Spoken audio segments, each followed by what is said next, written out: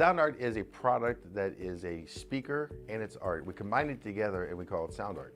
What makes it so unique that any picture can be your speaker? Sound art gives you the high quality sound without the ugly speaker. This isn't a picture with a speaker, the picture is the speaker. Just imagine your wedding picture uploaded onto a canvas and now it's speaking 10,000 tunes. I mean, it's a very cool concept. What we like so much about it that you can take anything that means something very special to you, upload it on the canvas, have it hanging up in your room, your balcony, wherever you want to put it, and now it's a speaker. I mean, how cool is that? It's something that we have that and no one has. No one has this product. It's just a great gift to give anybody. It's just a neat concept. Around here we say, art never sounded so good.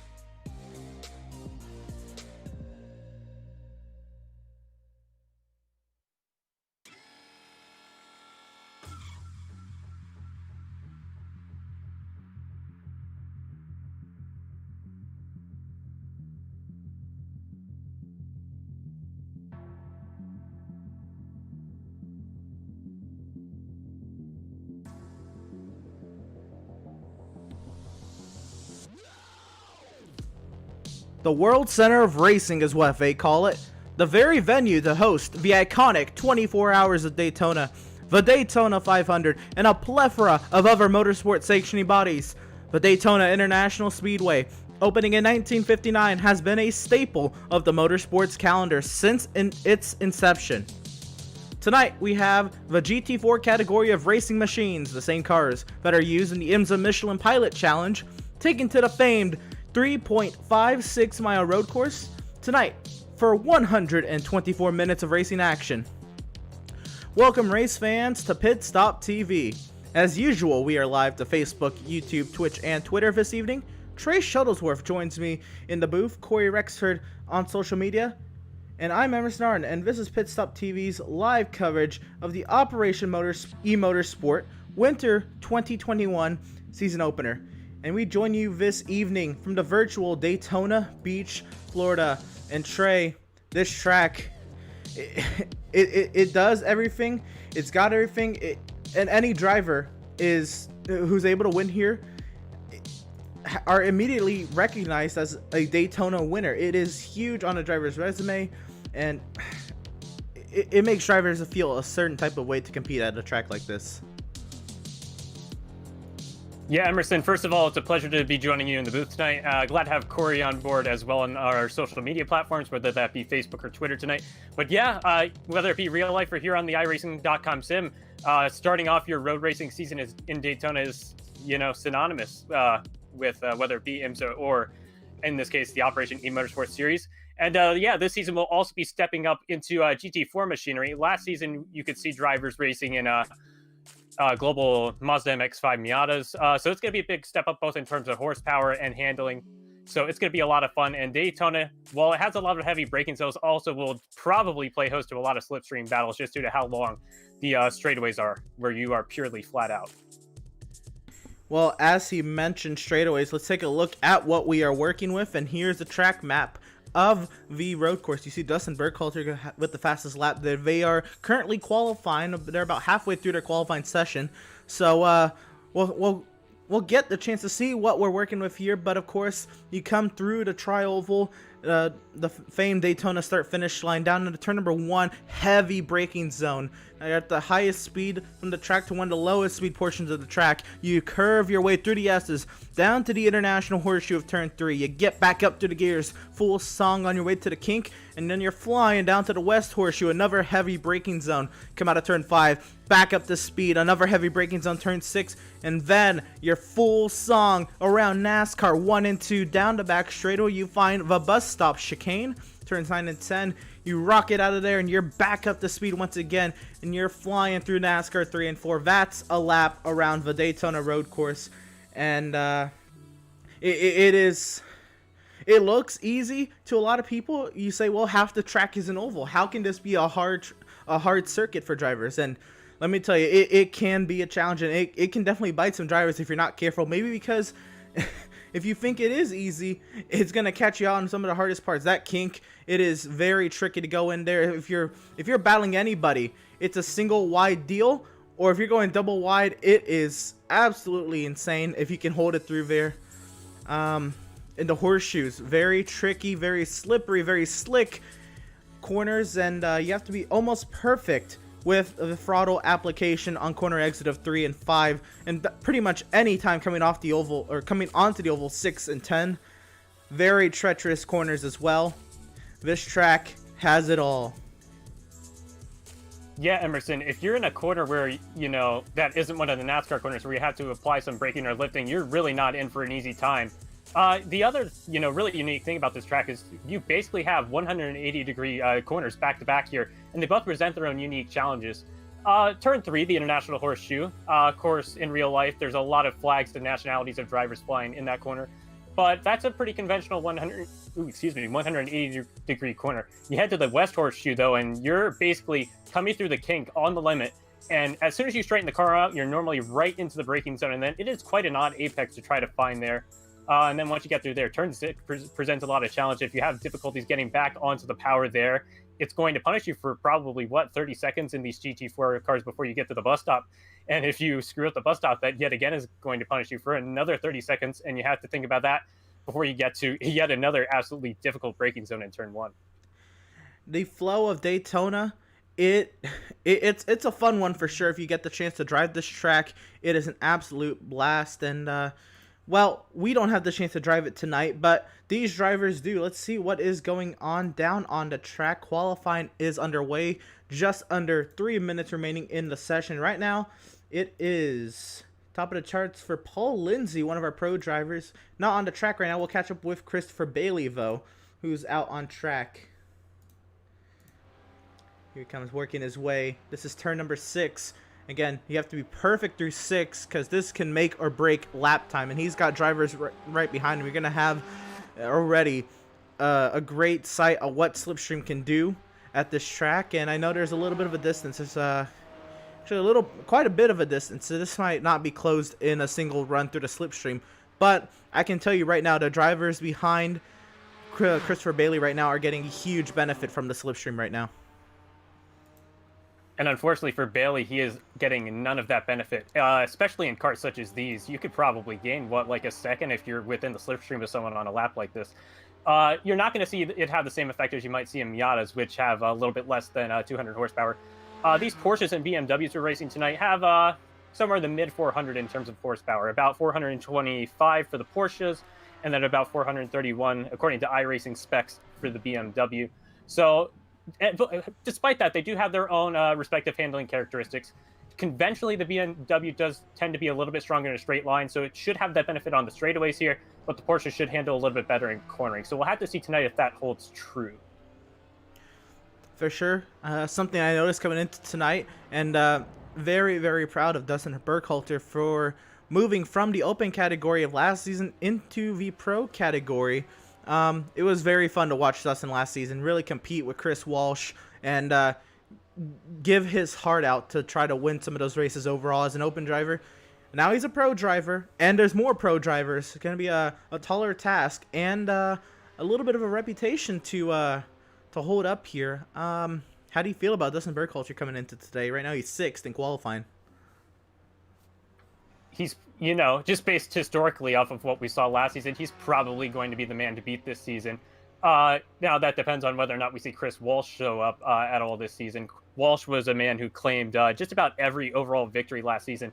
In fact, I think the only man to dethrone him was Burkhalter, who claimed 2 overall wins last season as a member of the Open Class. Of course, as you said, Emerson, he's moving up to the Pro Class this year, which has grown quite a bit.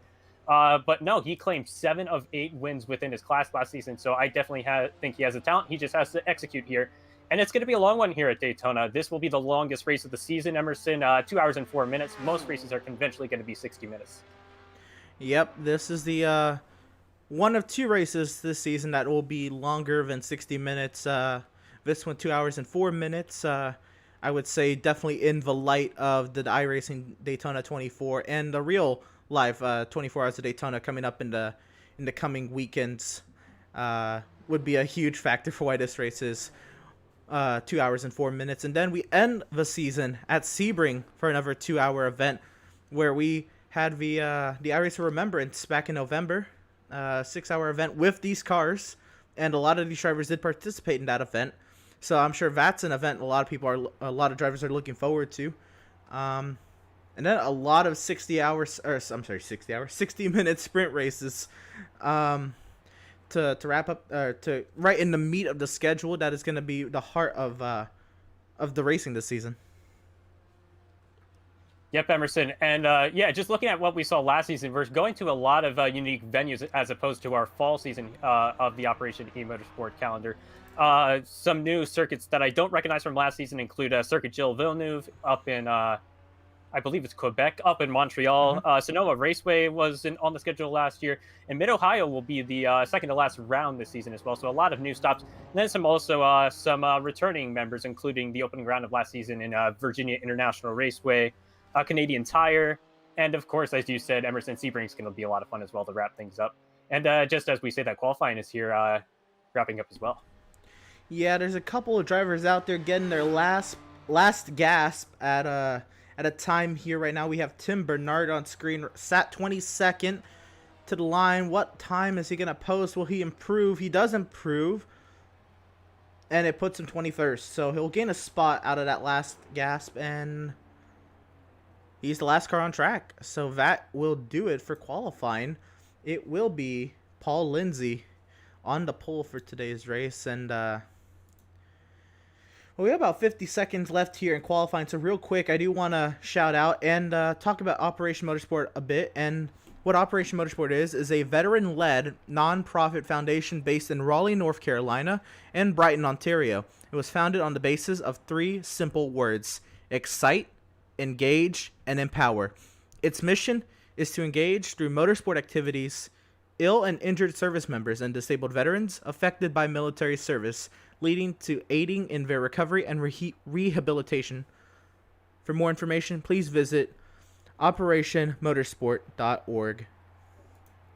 And the timer is still running out, but it is a short pace lap, so if we have the access to it, yep, we're gonna, well, no, not yet, we'll have a few more seconds, but we'll roll through our starting lineup right about now as qualifying will tick over, and now the grid will be official, so we can roll through it. In row number 1, it'll be, of course, Paul Lindsay, and to his outside open driver Christopher Bailey, making up row number 1. Row 2 will find Brandon Egersick, and to his outside pro driver Tyler Langenberg, a couple of pro drivers making up row number 2. Row 3, same thing, it'll be Shane Hunter and Dustin Burkhalter. Row number 4 will find Sean Knight and Rodney Campbell. And in row number 5, we will find David Levine and Thomas Outson. So then, as we see a plane land on the virtual airport here in Daytona, we'll look beyond the first 5 rows. It's going to be Travis Hill, a pro driver, joined by beneficiary, and Theo Brulsima. And then in what will be row 7 tonight, it's going to be Jason Leach on the inside, and then he will be accompanied by Brock Hogan. 15th and 16th will respectively be Rick Hazlitt and Callum Beldam. And then behind those two, it'll be Justin Jarrett, who I believe is a newcomer to the series, joined by Brian Burkhart. Then making up what will be row 10 tonight, it's Brian Winker, joined by John Winker. We'll fall back to the next. This is row number 11. We'll find Tim Bernard, who just snagged 21st there at the end of qualifying. And he'll be alongside Jay Gleason in row number 11. Row 12, we will find Mark Bray and David Dalton. Row 13, we will find Hunter Reeve and Kurt Gaiden Kalk. Number 14, and that is it. Actually, we'll have 26 entries today. Didn't see Kurt on the entry list until late, so he must have jumped in last second. But yeah, we're getting ready to go. The field is gridded up right before the bus stop chicane, so not a lot of time right after that qualifying session to get into the mindset to go racing. 124 minutes around this track. Trey, what's your, if you're in this field, what's your game plan? Well, considering the fact that there's going to be no driver slops like we saw in the last Operation eMotorsports event, the iRace of Remembrance, which was 6 hours, you just have to be consistent, especially at a place like Daytona. It may, in a lot of ways, seem simple to get around, but there's a lot of places where you can get punished. And it can be very easy to go off track. Not a lot of off-track pavement runoff areas in certain parts of the racetrack, such as the International Horseshoe and going through the kink.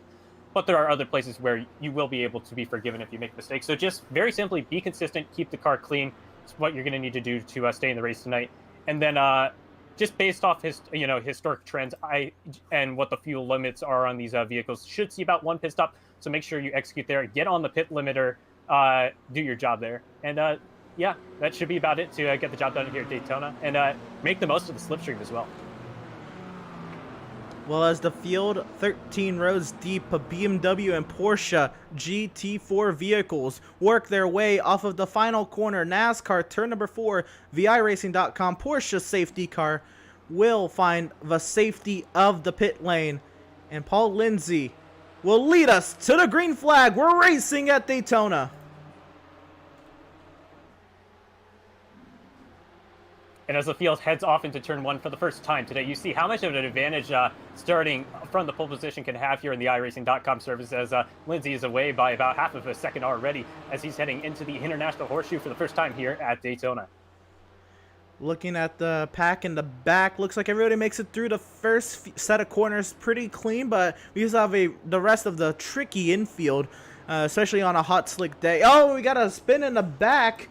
We got a few cars back here. Thomas Outson, Rick Hazlitt involved.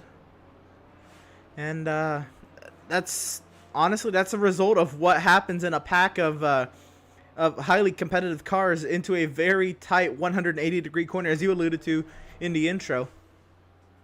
Yeah, not entirely uncommon to see things occur in the International Horseshoe on lap 1 here at Daytona, but it didn't look, honestly, like the worst incident that I think we've seen here, just historically speaking. But for the most part, everyone looks to be clean for the most part, but you will know if you have any damage when you get onto that straightaway and you're slightly down on pace. Well, we'll go ahead and take a look at the replay. Looks like everybody made it through the infield clean, so here it is. And... oh, somebody caught the grass there. That's the... that was the 22 of Jason Leach. He made contact with, who was that? That was the 23 of Thomas Outzen, and they pretty much had a small pile up there. But it was really no harm, no foul once everybody got down and away. Let's see once again if we can see what had happened. This is Jason Leach. We're going to actually ride on board with Jason, and let's see, he gets to the brakes. I think he wheel hops under braking, and he's gonna collect Outzen right there. Yeah, Emerson, not entirely uncommon for that to happen on cold brakes and cold tires, but it shouldn't be the end of the world for these guys, still relatively early in the race. And if these guys do get into a pretty critical accident, they do have a couple of quick repairs available, which will fix any damage to the car in an instant. It's just that you will, as a result, have to lose a lot of time when you duck down onto the pit lane. Yep, well, other than that incident in the International Horseshoe, we had a very clean first lap. And right now, Paul Lindsay out to a 1.1 second advantage. A little bit of racing back here. Langenberg had something to say with Brandon Egersek, but Egersek was able to hold on. And we continue on down to run to turn 6. Again, a very, very important corner to your lap. Momentum gainer or momentum ender, really, right here off of turn 6. If you can't get the throttle down, or if you can, it is huge to your lap time. And we really have a battle brewing actually here for the 5th position. This is Dustin Burkhalter on Shane Hunter. And we'll get to ride on board with Burkhalter in one of the most critical parts of the racetrack, just because it sets up for a place where if you make a mistake, it sets up for a great opportunity for your opponents to overtake you, or perhaps for you to be the one overtaken if you nail it as he continues to chase down. And this will be for the final spot in the top 5. That's Shane Hunter, who is another member of the pro class. So currently these guys will be battling for the last spot in the podium in their class respectively right now. And I think he's getting the slipstream to potentially have a run as we head into turn 1. Yeah, this is going to be interesting. He's setting it up big time for down through NASCAR 3 and 4, and now onto the straightaway. He's looking to go to the outside, and he's going to push him down the front straightaway. Now he sends it to driver's left, and we go into turn number 1. They're going to go side by side. It looks like Burkhalter has the advantage. Who can outbrake who? Burkhalter outbreaks Shane Hunter for 5th. Fastest lap goes to Tyler Langenberg there. That time by as they complete their 2nd lap of action. So that was a textbook example of how to make the use of that section of the race course. And really, the overtake wasn't too difficult in that sense for Dustin Burkhalter, just because he had most of the work done by the time he got to the braking zone in turn 1. We'll backtrack a little bit into the midst of the chaos of the midfield right now, looking at battles including Callum Belden, Rick Hazlitt, and who's the driver behind them? Let me double check here. It is a Justin Jarrett, who's a newcomer to the series this season. How about double wide off of the International Horseshoe? Rick Hazlitt able to power back by Callum Beldam. We work our way through the kink, and very, very tightly contested here in the, well, I say midfield. This is closer towards the back of the field, and ascend. Almost contact there between Justin Jarrett and Callum Beldam. Justin Jarrett, what a move, and he has a little bit of an issue off the West Horseshoe in contact. I'll take out one of his competitors as a result. That's going to be Sean Knight. He's going to have to look for a little bit of clean space on the racetrack. I think he's finally found it. So he'll get back out on the oval, but it's going to be a massive loss of time, and that's probably going to be a decent amount of damage as a result as well, as we get a look at a replay here. Yeah, that was something. We'll see here once again the battle, and here it is, the send from Justin Jarrett. It was a great send, and he got cleared, and I think he just got on the throttle a little too much, and then tried to rejoin, and just right there, not the place to rejoin for Justin Jarrett. That is gonna be huge for Sean Knight. We'll get another look at it, and we'll ride on board with Sean Knight to see what he saw. Yeah, hit that heavy. It looks like it probably would have been suspension damage there on the 65 M4, I believe it is, of Sean Knight. And yeah, as you said, Emerson will get a little bit of a look here and see what things look like from his perspective, backtracking to going through the kink and into this West Horseshoe. Yeah, well, here we go on board with Sean Knight, and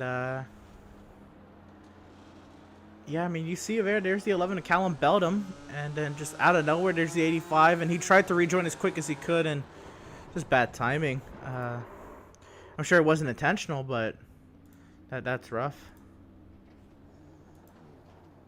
It just goes to show that despite the fact that these cars don't have a massive amount of horsepower, it's still a lot that you have to wrangle off the exit of the corner when you're getting back onto the throttle, especially at an awkward corner like that coming out of the West Horseshoe. Well, how about up front?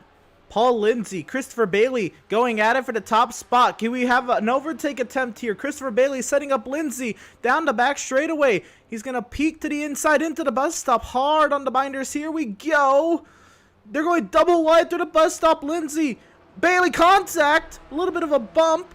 We continue on, but now introduce Brandon Egersick into the battle. And Tyler Langenberg, a 4-car battle for the race lead. And by going double wide into some of the fastest corners of the racetrack, all that did is open the door for several more competitors, and now the top 5 are going to be under a blanket, all within a second of race leader Paul Lindsay, still fairly early into the running as we come to the completion of yet another lap at Daytona.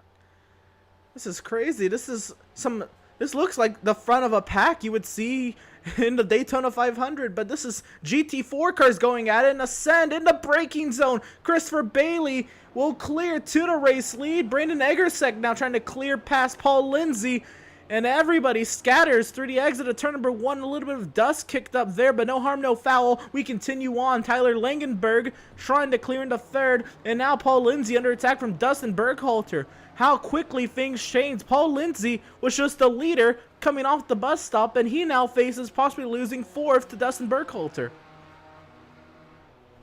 Yeah, what Lindsay has to do now is just keep executing through the parts of the racetrack where you have to go through a lot of heavy braking zones. And he'll have this opportunity to get some overtakes done if he gets just stays in there once he gets back onto the oval portion of the racetrack. But yeah, that's going to open the door for Christopher Bailey, who's in the open class to be the man leading the race. I'm sure we're going to see a lot of mixing up between the pro and open guys. Even if most of the guys up front are pro guys, they actually make up the 2nd through 7th positions on the racetrack right now. Well, we continue on as things calm down a little bit. David Levine wants something to say to Shane Hunter. He is closing the gap in the battle for 6th. We'll see if Levine can get a run down the back straightaway here. Maybe he'll have something to say into the bus stop. Not this time, but he did close up big time in the slipstream. You can see now they're catching the train of cars in front, and this battle just keeps growing and growing up front. And as you said, Everson, David was really able to close up a lot of room there through the bus stop chicane there on the back straightaway here at Daytona. And I think he's going to have a pretty decent opportunity. And now the decision comes, do you go to the inside or the outside if you're David? There's going to be a lot of pros or cons depending on which way you end up going, especially if these guys are still side by side when they get to the braking zone. Well, here we go. Levine pulled out. He had to run, but he kind of hit a wall of air when he pulled out. Can he outbrake Shane Hunter into turn 1? No, he cannot. Shane Hunter holds on to 6th for now, but Dustin Berghalter falling into the clutches of this battle. Levine desperately trying to find a way around Shane Hunter. We'll head into the International Horseshoe once more. Still maintaining a pretty consistent gap, and now the gap between the top 7 cars of the racetrack is 3 seconds. Oh, we have a spinner here coming through turns 2 and 3, and I believe that's Theo Brulsema, a returning member to the series following the season in the fall and the winter. Oh, very dangerous place to try to rejoin the racetrack, and it looks like drivers are going to have to split him going into the International Horseshoe. That was a crazy rejoin to say the least, but looks like all is well. We will get one view of it And oh, hold on, there's actually some extracurricular activity going on back here. Rick Hazlitt as well having trouble. He was in the grass, but looks like we continue on, and we'll get a replay now of what happened to Fia Brolsema. Have to wonder if he might have had a bit of a miscue going through those mini S's there, maybe got into the gravel a little bit, and that might have sent him around. Very dangerous spot on the racetrack, just because that's both the pit exit, and you can see that he's loose on the first of those two left-rights there, and it's going to be a little bit of damage, and then that's a really, really poor place to try to rejoin on the racetrack, just because it's a relative blind spot, whether you be the driver coming out of the pit exit or still on the racetrack. Yeah, I mean, I think this is a direct result of what happened before. There was a car off, and let's see what happened. Rick Hazlitt. Oh, there was more contact back here. Rick Hazlitt had some contact with who was that? I think that's Justin Jarrett. Yeah, we'll get a look at this.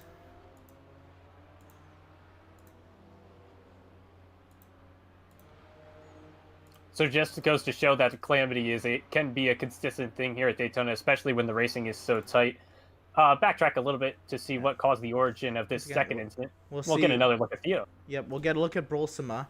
This is a long incident. This is 2 or 3 parts to this incident. So Brolsema has his trouble there, goes round and tries to get out of the way, and then wants to rejoin the race, thinks the track is clear, tries to get back onto the track, and there's a car trying to take the racing line. That was Tim Bernard who hits the wall, and then Justin Jarrett, I think, got in there a little hard one more time. We'll take a look at it, and it'll be much quicker to the point. Yeah, Emerson, it appeared those drivers were side by side going into the International Horseshoe, and maybe we're having a little bit of difficulty in dictating the real estate there. Oh, it was a bit of a late dive there from Jarrett, and it's going to take both drivers as a result.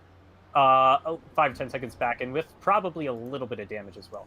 And we'll see, Jarrett. Yeah, that one's rough. But we continue on up in front.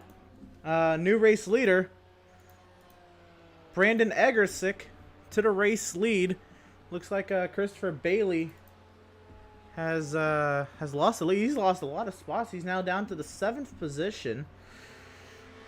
Not entirely sure what happened, or if we'll be able to get a replay of what happened. So sorry for that, but we'll continue on and hope that Chris can get back into it. It is a long race. There's a lot that can happen. Yeah, he's currently only sitting 6 seconds back of race leader Brandon Edersick right now. So definitely not completely out of the running, but it's probably going to be a long way to go to get back in it. Just have to keep consistent, just keep hitting your marks and making the most of the slipstream when you get back up onto the oval portion of the racetrack. Well, we'll see here. We'll go on board with Tyler Langenberg as he tries to close the gap to Brandon Egersick. Through the kink. Here they have to lift. These cars, these are very heavy, boxy sports cars that aren't going to get to the kink as light as a feather, and they do have to lift.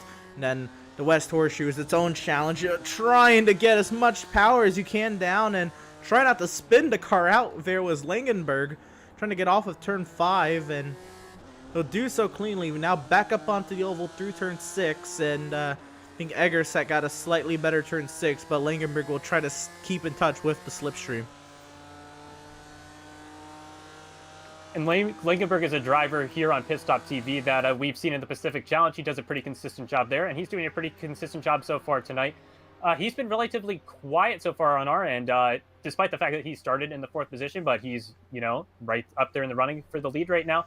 And I think, doing a pretty solid job right now. We're going to backtrack a little bit to Paul Lindsay, who is currently in the 3rd spot, challenging Langenberg, and he might have an opportunity as we head into turn 1. Yeah, I brought him up just because he went from the lead, and he almost fell back to 5th in just a couple corners. And I think Bailey had some trouble, which has now put Lindsay into 3rd and has a chance to get into 2nd here with a slipstream run on Langenberg, who's also getting a slipstream run on Egersick, and it's gotten very tight for the race lead. We'll head down into turn 1 here, and as you said, these 3 drivers are under a blanket right now. They've really closed the gap to race leader Brandon Edgersick, so it's just going to be a matter of hitting your marks, and it might be an opportunity for Tyler Langenberg to take... Oh, it's going to be a little bit sooner than that. We're side-by-side heading into the International Horseshoe. You do not want to be side-by-side heading into the kink. It's really not designed for that. It's going to be a place where if they do it, it's going to be difficult. They'll lose a lot of time. We'll have to see what happens here going through the kink. Side by side, and it looks like Langenberg gives way to Eggersek for now, but it has gotten very tight. Also introduced David Levine into the fray. The top 4 going at it for the race lead, and if these guys keep battling, Christopher Bailey will be back up here in no time.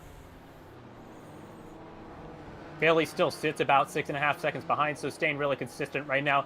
I think the difficulty for him right now is he isn't able to take advantage of any draft or slipstream right now when he's on the straightaways.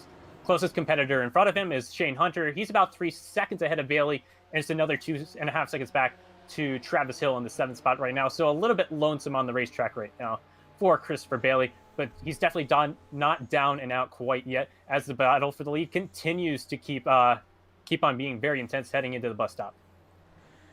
Hey, you gotta wonder, how aggressive will these guys be? If this was just a one-on-one car battle, I feel like the aggression wouldn't be as high because you're not under pressure to take that race lead away as soon as you can. But now that you have more competitors joining the mix, how aggressive are you for the race lead? Even though there's still an hour and 46 3/4 of a minute remaining in this race, plus whatever the final lap has in store. Side by side into the tri-oval we go.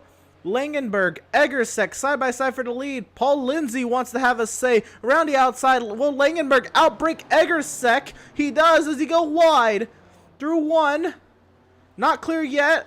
Levine has trouble into turn 1, and Langenberg gets cleared to the race lead. Here comes Paul Lindsay. Does he send it down the inside into the International Horseshoe? He looks to the outside, actually maybe trying to cross him over on corner exit. And we stay single file, but Langenberg out in front of Eggersek now. And when in a braking zone that has so many nuances, it was an incredible job to see those drivers manage it side by side for as long as they did. Excellent job. Well earned for Tyler Langenberg to actually claim the race lead here. Still relatively early, but he definitely earned it over these first 20 minutes. And now he does have a long way to go, have a pit cycle, and he's going to have a lot of chances to defend his race lead. We're right on board with David Levine, who had his trouble in the turn 1, but has continued to stick with these front runners. And this is really the only battle on the racetrack. There is one more actually for the 12th position. Jason Leach going at it with Thomas Outzen. Actually, Leach has about a half-second advantage over Outzen as they come off of the West Horseshoe.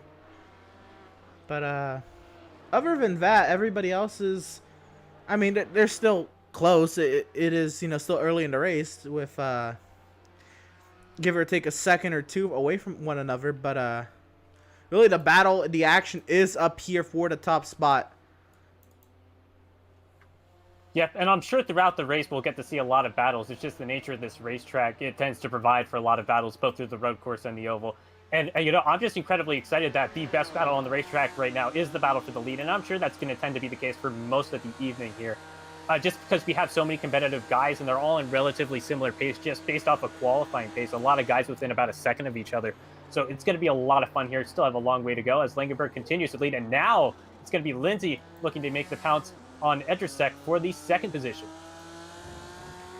Here we go, single file snaking through the infield once again. Now we ride in car with Paul Lindsay, trying to get the power down. I'm sorry, go for it. Oh no, you're good. You're good. Yeah, definitely going through one of the more technical portions of the racetrack. This is a great onboard view. Get to see a great perspective of what the driver sees approaching braking zones, and it will also provide a pretty good opportunity when you're side by side to see what the driver is seeing is incredibly tight for the race lead. And as long as Edgersek remains where he is, he's going to be in a really prime position to make a pounce, potentially going into the bus stop chicane. Very, very tight amongst the top 3, and Levine is not too far away. Continue on onto the oval once again. A little bit of a battle brewing now. Burkhalter under slight attack from Rodney Campbell, and that has now since changed. I think Burkhalter got a better exit out of one corner and has really gapped Campbell now. But we continue on up here with the 4-car battle for the race lead. Egersek slipstreaming, trying to send it to the inside into the bus stop. He will not send it, but he was definitely wanting to. He was pulling up, and that is a prime passing opportunity if you have a run, but he's got the run out of the bus stop. Slipstreaming up to the back end of the number 91, up to the middle of the oval we go. It looked like he took it very conservatively on the braking zone on the entry of the bus stop there, and it's really going to pay off. He's going to be potentially in the lead. He might be the person to lead the lap, and now it's just going to be a matter of outbraking Langenberg heading into turn 1 here, and it's going to be a very difficult task. We're 2x2 as if we're pacing at over 140, 150 miles an hour. A little bit of a wide entry into turn 1 under the braking for Egersek, but he did lead the lap. Lindsay now has something to say for second. They go side by side through VS's. Lindsay, can he clear? Egersek, almost contact there in the International Horseshoe, but he does. Second place back to Paul Lindsay. Langenberg driving away. And that's going to provide an absolutely massive breather. I don't think it's going to necessarily give him a chance to break free from these second, third, and fourth position drivers, but it'll give him a second just to focus on hitting his marks for a little bit. And that could be so beneficial in a race this long. Here in the in-car, David Levine, who's still on the tail end of this battle. Egersek now in front of him. Lindsay up to second. I think Langenberg had slight trouble in the sixth. It's gotten really tight up front. I guess that was my eyes deceiving me from the camera. He still has 0.6 of a second over Lindsay, though. Nothing to brag about, though, because that can quickly go away with some slipstream. Yeah, and we saw just based off of earlier pace in the race that Lindsay, who claimed the pole position, definitely can do a very effective job of being consistent so far in the running. And as long as he executes through the bus stop, which it looks like he did a pretty solid job, it didn't look like the car was relatively upset in terms of balance. He might have an opportunity to be that driver who's challenging for the lead heading into turn 1. Yep, full song. All these horses unleashed on to the oval. NASCAR 3 and 4 out of NASCAR 4 down the front straightaway. Lindsay, big run up to the 91 of Langenberg. Can he peek to the outside? Is he going to be able to outbreak him into 1? He peeks, but I don't know if he's going to send. He will not send. We continue on. And a little bit slow at the apex as Langenberg. Lindsay almost runs into the back of the 91. And now we're back to nose to tail once again. And the song remains the same, nose to tail, as you said, Emerson. This for the time being, it's 4 cars deep of this. And, it looks like Langenberg got a little bit loose coming out of the International Horseshoe. Now, of course, it's a little bit tough to get side-by-side through the kink, but Lindsay might be in a position where he's able to outbreak Langenberg as we head into the West Horseshoe here, get onto the binders. He's going to look to the inside. He will be side-by-side at apex, and he might be able to execute your off-exit. And with exactly 100 minutes remaining in the race, Paul Lindsay reclaims the race lead. As quickly as he lost it from first to fourth, it took him, obviously, that time to work his way back through the traffic, but with the effort he put up to stay calm and consistent, he worked his way through Egersek and Langenberg and is back up in front. Levine has now lost a little bit of touch to the top 3, but we're not done up front. It's still side by side into the bus stop. Langenberg is not done with Lindsay. And that's also a place on the racetrack where you really don't want to be side-by-side. You see the fact that Langenberg does have to concede, but he's still right on the tail of the 70 machine. It looks like he has a little bit of an issue coming out of the exit, and that might... he's actually going to get a pretty impressive run, it looks like, although he will have third place. Egersek right behind him. So it's still going to be a fight between this podium 3 right now for the overall and class lead.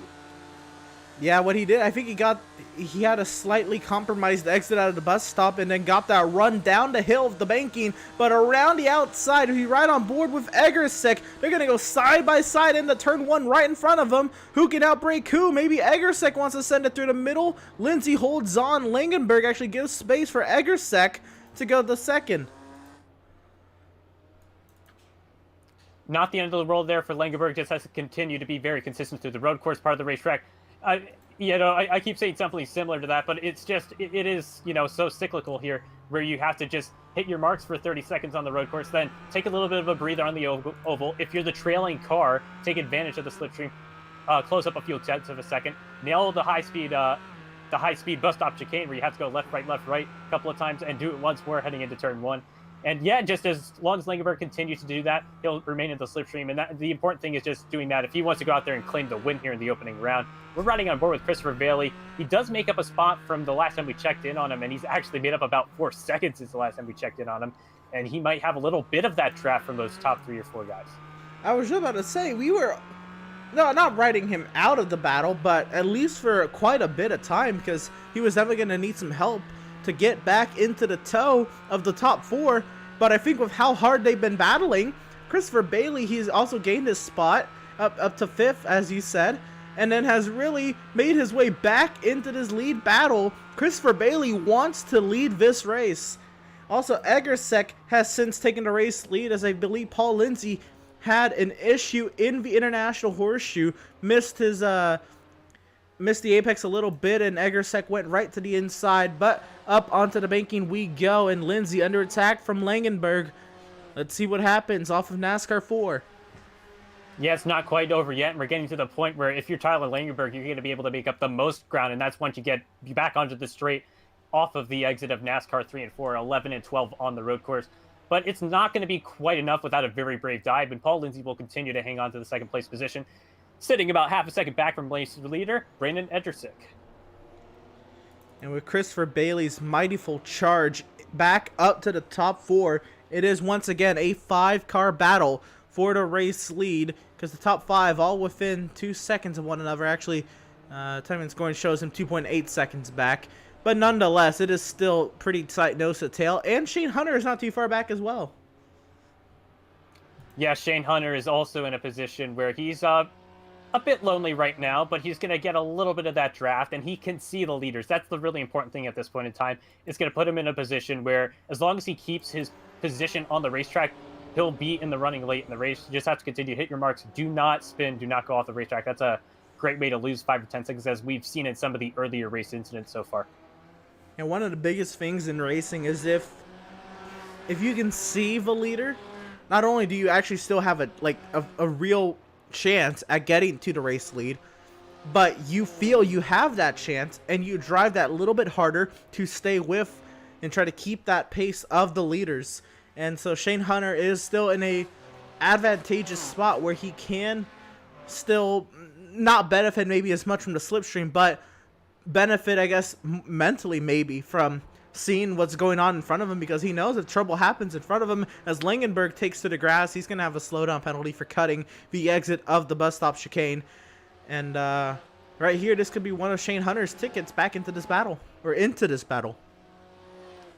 Yeah, Emerson, that's a really good point. It's based off of the pace of him getting back up to the speed. He's probably going to get, you have to say maybe a second ahead of Shane Hunter, and that's going to provide him a lot of opportunity on the straightaway to gain a lot of time. So that's going to work out really well, and it's establishing, for the time being, a 6-car dogfight for the lead, consisting of 5 pro drivers, and the lone open driver is Christopher Bailey. As we backtrack to Justin Burkhalter, that's another pro driver looking to overtake Travis Hill, which I think we've seen him a little bit. I don't think he was too consistent last season, though, when showing up. So we'll hope to see more of Travis Hill here this season. A little bit of a wide arc through turn 1 for Travis Hill, but Burkhalter continues to pile on the pressure for 7th, and Rodney Campbell not too far behind as well, as this battle has brewed itself back into fruition. We continue on through the International Horseshoe we go. Burkhalter trying to see what he can do with Travis Hill into the kink. It's a great example of just the idea that, there could be battles throughout the entire racetrack. Always fun to have compelling battles throughout the entire field, especially when you have multiple classes. It creates a lot of opportunities to tell a lot of compelling stories, even if you're in the same machinery. And we get to tell the stories of pro drivers with pretty high caliber skills, open drivers, which is pretty, anyone that wants to take a knock at it. And then we have beneficiaries who benefit from the services provided by the Operation Motorsport Foundation. As we do see a driver come down on the pit road, and it's going to be one of those beneficiaries. It's going to be Justin Jarrett. Looks like he's a little bit bent up as well as he heads down onto the pit lane. Yeah, we've seen Justin Jarrett in a couple incidents already, so I'm just hoping he can continue on. This might be one of those times to use one of those fast repairs he got sitting in the pit lane and get right back into the action, probably taking fuel as well and possibly tires with that being said. But yeah, we've now gone through 31 minutes of racing action already, but we still have 1 hour and 33 minutes to go, 93 minutes left in the Operation eMotorsport Winter 2021 season opener. The battle for the lead has been electrifying,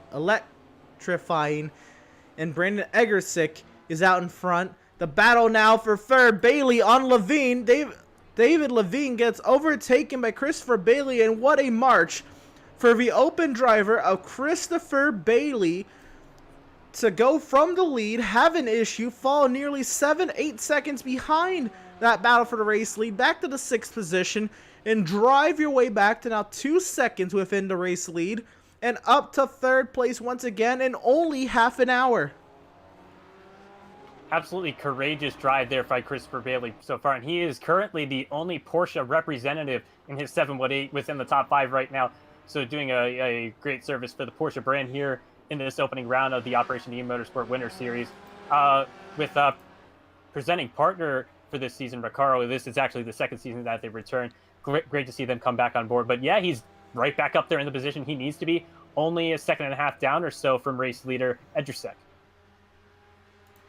Yeah, this is getting really tight up in front. Now Bailey has Paul Lindsay in his grasp, in his I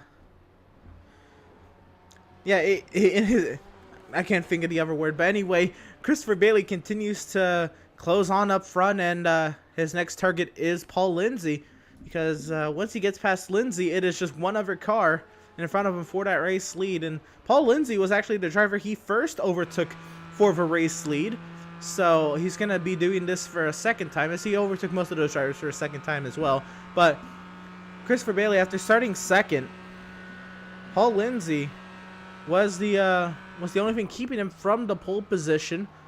He kept him from the lead at the start, led 2 laps, and then had his trouble. And now Paul Lindsay once again in the path of Christopher Bailey. Yeah, Emerson, great job so far, and it's probably not going to be the last time we see a driver make this brilliant charge from a few seconds back up to the race lead. So yeah, great job so far, and yeah, we're again closing the gap between the podium. It seems that we continue to go through this phase of having the top 5 or so get, under a blanket, and then we knock it back down to about 2 or 3 cars under about a second or so of each other, and right now it's those top 3. We look a little bit farther back right now. It's going to be for the 7th position. It is yet again Travis Hill and Dustin Burkhalter, the likes of these guys, battling in, I would consider it the midfield here tonight. These guys are currently led by the Porsche of Travis Hill.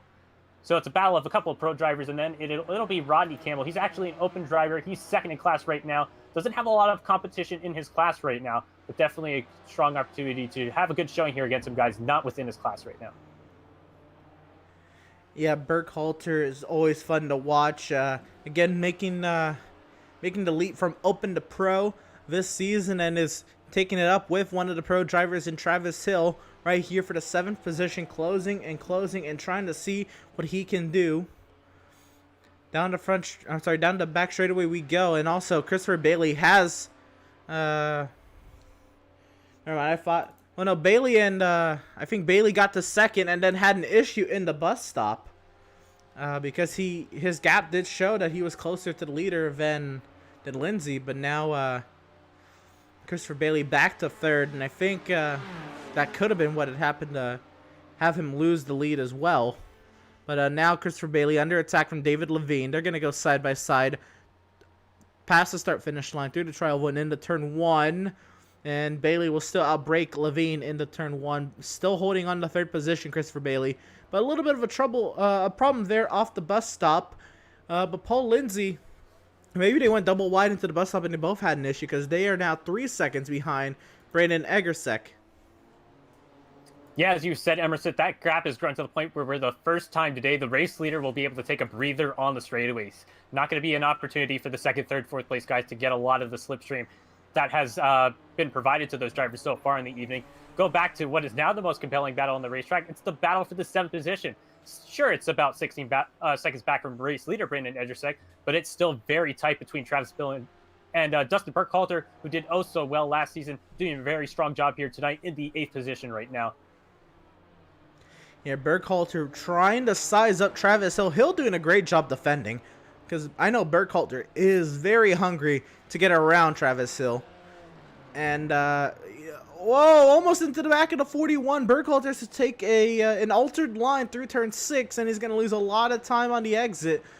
But Burkhalter was pressuring Hill so much, he basically pressured himself into a slight mistake there. I think he was just a little too close in the braking zone. And Travis Hill brakes maybe a little differently than Burkhalter does into turn 6. Turn 6 is tricky as well. It is a very flat, bumpy corner that can really make or break your lap. Turn 6 has a lot of pressure for you to make it perfect. And if you can get faster on corner entry into turn 6, the better if you can hold it through the exit. And Burkhalter, I think, just, trying to, in the heat of the battle, trying to get the best run he can through 6, and had a slight miscommunication there. But back onto the oval here, 3 and 4, NASCAR 3 and 4, and down the front straightaway, Burkhalter sizing up Travis Hill once again. I think he's going to have to look to the outside there. I don't think he's going to want to try to make the overtake going below those double yellow lines. Just don't want to get down there below the banking. When you're on the tri-oval, he is going to have to maintain that position for the time being. But as you were saying, Emerson, about turn 6, it's bumpy as if you're racing at Sebring International Raceway. And I also feel like it's a slightly off camber as you drive through there. And sure, you do have that runoff, but as you said, you get back up onto the NASCAR oval when you get off there. So mistakes can be punished quite a bit. But fortunately there for Burkhalter, he was able to close up most of the ground that he did lose as we go back up to the 2nd position. Christopher Bailey did make his way past there, Paul Lindsay, and he's back up into the runner-up spot. So almost back up there to a brilliant spot. Yeah, car off track. That is 26th place runner Kurt Geidenkoch, one of the beneficiaries, having trouble there into the West Horseshoe. Actually, I was just making sure there was nobody else in trouble before we do this, but we're going to go ahead and get a little bit of a replay. Having trouble there up on the oval. It looks like he's not having the best of days today. Yeah, for Geidenkoch, though, I believe this is his debut for the series. I don't think we've seen him yet. So the pro that you can take away from this, even if he's having some struggles here tonight, is that there's a lot of room to improve, especially on the iRacing.com service. It provides a lot of opportunity to have errors as a virtual driver here on the service. It's not going to be expensive if you make a mistake. For sure. And fortunately for him, with this incident, Emerson, he's just going to go off no damage as a result this time. And he still has a lot of opportunity to get a lot of beneficial laps here at Daytona. A lot that you can learn at this racetrack. Oh, for sure. The most you can get out of this race, the better. And drivers have different goals as it is. And I think for Kurt, it was just to show up and to run what he can. And he had some other trouble in the bus stop as well. But we will continue on with the action up front. And it is Brandon Eggersek catching up to lap traffic of, I think this is, Rick Hazlitt in front of him. And, Christopher Bailey 2.8 seconds back, but on the charge to try to close up on Brandon Eggersek. And it's not the first driver who's going to go a lap down here at Daytona, but it's going to be one of the first times that we'll see on camera. And it's also going to be one of the first times that we're going to see it potentially shake up the battles up front. It's just going to be something that's going to become more and more of a factor as we get longer into the running here. And things become, a little bit more monotonous in terms of a mix between drivers that are very quick on the pace and drivers that don't have quite the pace of the leaders. It'll make it very interesting when we get late into the running. Yeah, this battle is still this lead battle is still as crazy as it was a few moments ago. The later into the race, it is going to be quite the spectacle. I was looking, Jason Leach has really been in it with Brian Winker, and actually, Leach had his issue at the beginning, but he has been consistently moving forward since. Let's see, he had started 13th, okay, and he's moved up to 11th. But Jason Leach has always been kind of surrounded by another car, but I don't know, the battles have been very quick, where it wasn't really noted as much of a battle on timing and scoring. Jason Leach continuing his run into 11th and is one spot out of the top 10. This battle continues though. Burkhalter on Travis Hill. This is definitely a dogfight for 7th. And this is really fun to see as they come to the line, because this is a place in the race where you can get a lot of practice in the oval in terms of how you want to strategize your run coming to the line, because it could be, as we see a very wide maneuver there by the Porsche driver, of course being Travis Hill, a newcomer to the series. But yeah, you can learn a lot coming to the oval, coming to the finish line, and this is a point in the race where if you experiment and fail coming to the oval, you won't be punished too much. Still side by side through the International Horseshoe, although we do come to the point of the track where one of the drivers has to give, and I think it's going to be Burkhalter this time around. I mean, this is insane. This continues to be the most intense battle on the track. They are side by side. You solve it pretty much from the bus stop through the International Horseshoe. It is absolutely a dogfight. Both of these drivers want 7th, but only one driver can have it.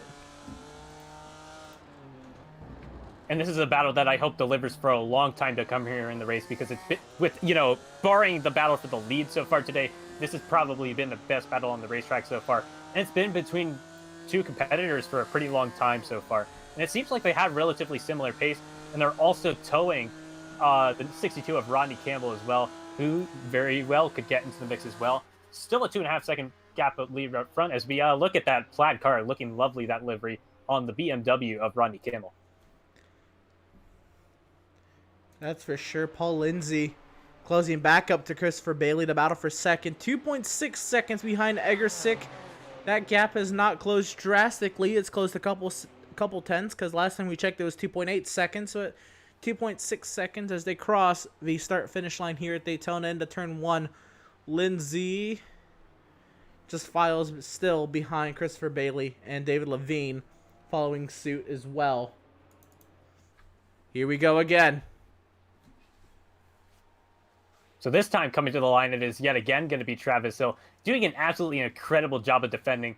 I think we are tending to see that the BMWs are doing a pretty strong strong job in a straight line, which tends to hold true conventionally.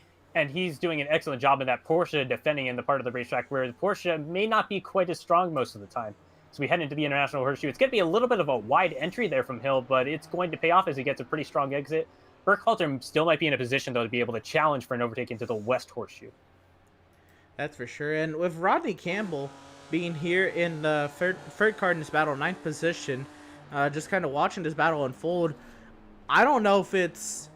Oh, Hill has a little bit of a slide trying to get to the apex of the West Horseshoe.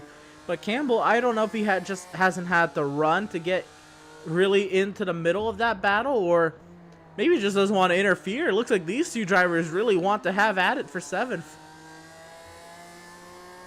At this point of the race, Emerson, as much as I enjoy, and I'm sure you and any of you at home enjoy seeing very tight battles, it's not the worst thing in the world as a driver to just take it easy at this point of the race. If you have the pace that these guys do, all you're doing in the position that he's in is conserving your equipment and conserving your chances at a good finish later in the race. So yeah, I think we'll see more of him probably later in the race, because he's been able to maintain their slipstream so far. That's for sure. He hasn't lost touch with these two. He just has not been in the thick of it like Burkhalter and Hill have been going at it. And once again, Burkhalter, great exit out of the bus stop. What can Burkhalter do with Travis Hill through NASCAR 3 and 4? Well, there's not quite contact between the two of them, but they are really tight right now. It does look like there's stock cars drafting around the oval here, as they will be side by side coming to the line. And if this were for the end of the race, it would be 7th place yet again going to Travis Hill, but we still have a long way to go. Still an hour and 19 left here at Daytona. And Travis Hill is going to continue to do a brilliant job of defending in some really, really difficult braking zones here. That's for sure. Turn 1 is such a tough braking zone. I've been doing a lot of turn 1 braking in an LMP2, and I know that has nothing on these GT4 cars. These are completely different animals, but it is such a tricky braking zone to get right. But if you can, it is so satisfying to just nail that corner and then get the run off of turn 1 down to the International Horseshoe. And there's so many interpretations to the corner, which makes it oh so fun. So that was an absolutely brilliant attempt at an overtake by Dustin Burkhalter, but a little bit too much was given on the entry, and he had the compromise on the exit. And a great crossover back by Travis Hill. So absolutely brilliant racing by these drivers. And as I said a little bit ago, I hope these guys continue to deliver a heck of a show right now. As you know, this, despite the fact that it's not for the lead, still very compelling battles. Well, let's see what's going on up front, and it is Christopher Bailey still holding station over Paul Lindsay. There it is. Over Paul Lindsay for second. They are now closing the gap on Egersick. It's down to 2.3 seconds. Last time it was 2.6. So the gap is closing. Not at a high rate, but still a lot of racing to go. We have 77 minutes and some change remaining in the race. And Egersick is now getting a nice tow from a lapped car here. Or actually just past the lapped vehicle, but still getting a nice tow. I think that is that Tim Bernard? That is Tim Bernard. That just went his second lap down. Yeah, so currently there's 20 drivers still on the lead lap here, still a long way to go. Have to wonder if those second and third place drivers are working in unison, utilizing their momentum to the fullest advantage to try to get back up to the race leader. Have to wonder if one of them gets a little bit of a run on the oval and perhaps let the other driver by. It could be a way to maximize the most of their momentum and maximize the most of the drafting. You know, that is not a bad idea at all. And very, the flashers now from Christopher Bailey trying to get by Tim Bernard. And, slides on corner entry, but Bailey makes it through clean. Does get off the exit. I should have waited for the exit before I said that. And now Paul Lindsay into the thick of it with the lapped vehicle, but clears Tim Bernard. Yeah, especially this at this point of the race. If this was 16 minutes remaining instead of 1 hour 16, it's a little bit different. But if an hour 16 minutes remaining, I could easily see these drivers trying to work with one another to slipstream up front. And even with 16 minutes, maybe if you feel you have a chance, maybe you still will work with the other competitor because there's still a bit of time to decide it. But now the gap, as we've been talking, has gone from 2.3 to 1.6 seconds. I don't know if Egersick is not up to the pace he's used to or is not up to the pace that he can fully run, or Bailey has just been absolutely on it. But through the lap traffic of all, he gained now up, it's 1.5 seconds, and he doesn't even have Egersick's slipstream yet. Not to the fullest. And, as we said a little bit earlier, this is a driver who is, 6-7 seconds back from the race leader. Of course, he did get up to about this point, about a second or so off the race leader. Had to drop a little bit when the second and third place drivers probably had offs in the bus stop or had issues in the bus stop, but he's right back in the running. And give it a couple minutes, and I think the podium three will yet again have a compelling battle. And David Levine as well, still sitting about 3 seconds back from race leader Brendan Egersick right now. So 4 cars definitely in the running, and we still have a couple of guys that with the right circumstances could get back in it. Well, how about David Levine, as you mentioned him? We mentioned him being the tail of the battle the whole time, and him, having the pace to stick with them is one thing, and then just biding your time, kind of as we were talking about with Rodney Campbell, with Travis Hill and Burkhalter going at it. But David Levine has been at the tail of this lead battle for so long, but let's not forget, he started 9th and had to gain 5 positions to even be in this spot, and then has been kept with this lead battle ever since. So a great start for David Levine, as we're nearing the halfway point. In about 6 minutes or so, it'll be halfway through this race. But David Levine, through the first half of this race, has done a pretty nice job, and we'll see if he can make his way up front in the second half. Yeah, David is doing a brilliant job. He might be a candidate for a Hard Charger award if that were to be awarded. He started in the 9th position, currently sitting in the 4th spot, and in a field like this, to make up 5 spots near the front of the field is very impressive. So I have to wonder if maybe he missed it a little bit qualifying, because he's definitely showing that he has really raw, consistent pace, at least, here in race pace, if you will. As he continues, very consistently to close that gap. He's under 3 seconds now as we have an off, and it's Justin Jarrett again. Not a good spot, turn 6. Although it's not a blind spot of the racetrack for him to go off on. That's for sure. And, all the traffic can easily see him with having an issue down in turn 6. Let's see if we can get a replay of it. Yep, here we go. This is him coming through the kink, Justin Jarrett, and we'll get the whole story through the West Horseshoe and turn 6. See, all by himself. So this really is a a single car incident. We'll see what happened.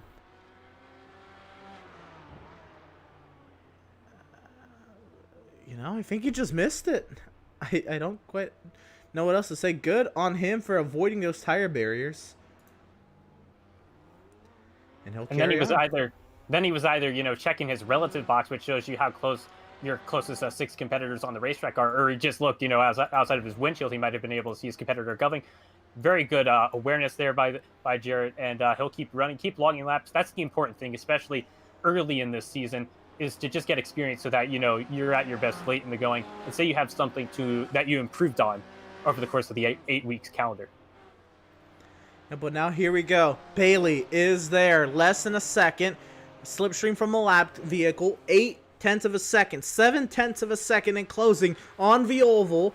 Down the back straightaway. 0.6 of a second. And Bailey is on the charge. Can he take the race lead away from Brandon Egersek? He's only led 2 laps today, but that does not represent the pace that Christopher Bailey has had today. Not at all, and it looks like he closed up probably about half of his gap to race leader Brandon Egersek there. He's flashing the lights. Perhaps it's to try to distract the race leader. Perhaps it's to make the lap car aware of his presence. But right now, yeah, he's about 0.4 off. Not too many car lengths behind Brandon Egersek, and yet again, it's going to be a 2-car duel for the race lead. It's been a little bit, but it's back to a duel. Woo, almost contact there with the lap vehicle, and Bailey is there. He peeks to the outside and is going to follow Egersek into the braking zone. Here we go. One-on-one, Egersek, Bailey for the race lead. A pro driver and an open driver going at it. Christopher Bailey trying to be the overall winner in round 1 as an open driver. We had fun calling Berghalter to a couple of overall wins last season if he was able to outrun Chris Walsh. And there's also a battle going on with Lindsay and Levine. I think Lindsay once again missed the International Horseshoe, and Levine has gone by for 3rd, but we keep our eyes on the battle for the race lead. You wouldn't know it by how hard these guys are racing, but we still have half of the race to go here. And wow, that was an absolutely impressive exit there by Christopher Bailey. And all it takes is one good turn 6, and he might be side by side going into the bus stop chicane. Only still a few car lengths separate the two, but it's still, it's going to be really tight, I think, as we head into the bus stop. Bailey is there, and quite frankly, I think he is better at this point. He has momentum on his side. He has the pure want to lead this race on his side, and then just chasing down the leader from 6.5 seconds back. What momentum, what a run it's been for Bailey to get up to this point once again. Absolute great onboard shots to get to see both the suspension travel and how hard these drivers are working. And it looks like a lot of grass there for Christopher Bailey. It's not going to cause too much of an issue. Race control is not going to issue him a slowdown penalty either, so he keeps it within the confines of the racetrack, and he might be side by side. He's definitely probably going to have a chance as we head into the braking zone. Here we go, slipstreaming. Does he pull out? Yes, he does. Battle for the lead. Bailey up high. Egersek down low. Into the braking zone. Bailey will outbrake Egersek, if maybe Egersek let him have it, knowing that Bailey chased him down. But new race leader, once again, Christopher Bailey. Did he lead at the line? I don't know if he led at the line. We'll see. We have 7 lead changes so far in this race, and that's plus or minus 1 if he, or well, plus 1 possibly if he didn't lead at the start-finish line. Yeah, Emerson, that's an average of what, a lead change about once every 10 minutes, so very exciting throughout most of the running so far. And looking at timing and scoring, Christopher Bailey was given the nod there by 2 milliseconds over Brandon Egersek, so he will yet again be the race leader as of this lap. But Egersek is not giving up quite yet, still a few seconds down as we look here on the pit lane. Yeah, Tyler Langenberg has made his way to the pit lane. I wonder if this isn't possibly short pitting, if these drivers can make it on one stop and he's just pitting now instead of pitting at halfway, or I don't know. We will see, but I was not expecting to stop 5 minutes before half. Or I'm sorry. Well, I guess this is the lap before halfway, because halfway is in about 35 seconds or so. But I don't know. I don't know what I was expecting for strategy. Nonetheless, 124 minutes is is quite the odd amount of time for a race. Yeah, but it's creating a pretty compelling race so far, I would say. Definitely glad, I think, that this is the race where we got 2 hours as opposed to the standard 60-minute races that we're going to see most of the season. But just based off of historical trends, going back to our iRaces Remembrance, the virtual version at Sebring International Raceway back during the early winter, I think pit stops occurred every 90 minutes, which means these guys probably only had to pit once. So that could be the stop that he needed to get to the end of the race for Tyler Langenberg.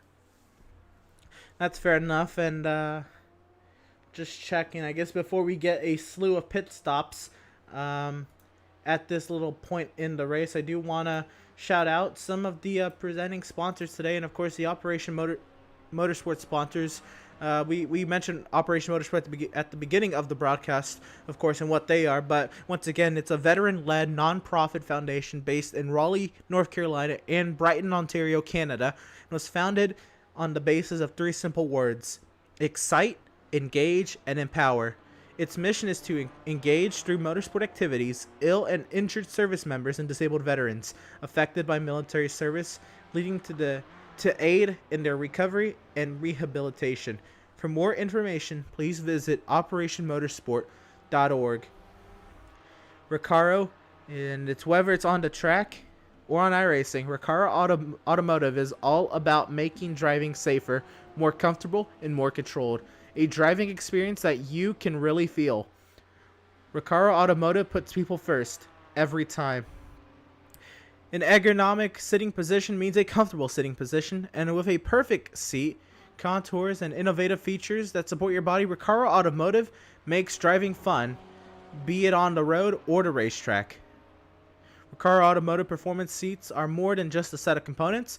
They exude innovation, quality, and premium materials, craftsmanship, and a genuine passion for cars. Recaro Automotive is proud to support Operation Motorsport's iRacing. In Mobil 1 since day one, Advanced Synthetic Motor Oils have been part of every Corvette racing win. That tradition continues with the new mid-engine Corvette C8R. Today, Mobil 1 Racing 0W50 protects the next generation of America's sports cars on the track, while Mobil 1 Advanced Synthetic Oil is still found under the hood of every Corvette off track. No matter where the hood of your Corvette is located, it's always been Mobil 1 from day one. Mobil 1 is the world's leading synthetic motor oil brand, and the Corvette Racing C8R is now available in iRacing for anyone looking to experience the exhilarating mid-engine performance of the C8R in the virtual world. Of course, we couldn't do it on our end without our sponsors, and here at Pit Stop TV, of course, Sound Art of Tucson. Your picture, your music, and you provide the image that you want, and we will custom create a beautiful framed, high quality canvas with a built-in Bluetooth speaker. With Sound Art, you get the best of both worlds. Visit TucsonSoundArt.com for additional info. Use promo code PitStopTV at checkout, and you'll receive 10% off of your purchase. Permanent Makeup in Maine, and when it comes to your appearance, you deserve the best care that money can buy. At Permanent Makeup and Cryo in Maine, the owner, Ashley Bullier, is a certified micropigmentation specialist who provides professional, safe, and personalized services. You can contact Permanent Makeup and Cryo in Maine at permanentmakeupinmaine.com, or you can call or text them at 207-358-8683 if you're looking for the best solutions for your permanent makeup concerns. Give Permanent Makeup and Cryo in Maine a call today to book a consultation. If you visit their Facebook page, Permanent Makeup and Cryo in Maine, you can enter one of their monthly giveaways. Enter today, and who knows, you might just win. And of course, Whiplash Media is Pit Stop TV's parent organization, which specializes in various sim racing resources, including paint schemes, stream overlays, iRacing camera packs, and more. Whiplash Media is also working on its presence in real racing, offering services such as photography, a little bit done by our lovely Trey Shuttlesworth, social media management, which tonight done by Corey Rexford, and public relations. I know social media management meant for the real world, but of course our social media posts to keep you updated with the virtual action as well on our Facebook page and our Twitter. But make sure you go to whiplash-media.com for more. And now Now we thanked everybody. We got to thank the drivers as well for the intense action that has been on the track. And I left it on this lead battle because it has just been so tight, even through the entire read-through of all of our presenting sponsors and Operation Motorsports presenting sponsors. It's still this tight up front, even though Christopher Bailey looks so fast coming up to Egersick. He's not been able to leg him just yet. Yeah, Emerson, and thanks to the chat, we do have an update on the 86. The pronunciation of that driver is Edgar Chick. So we appreciate it. It'll help us out as we go forward in this 8-race season. But yeah, it's been very consistent so far. Haven't seen any overtaking right now, but still very compelling. These drivers are definitely testing each other. And then looking behind these two, it's the same story basically. So it's going to be a lot of fun here. And as we saw with Tyler Langenberg, probably expect some pit stops here within, at maximum, the next 30 minutes. It's probably about as far as they can go at max.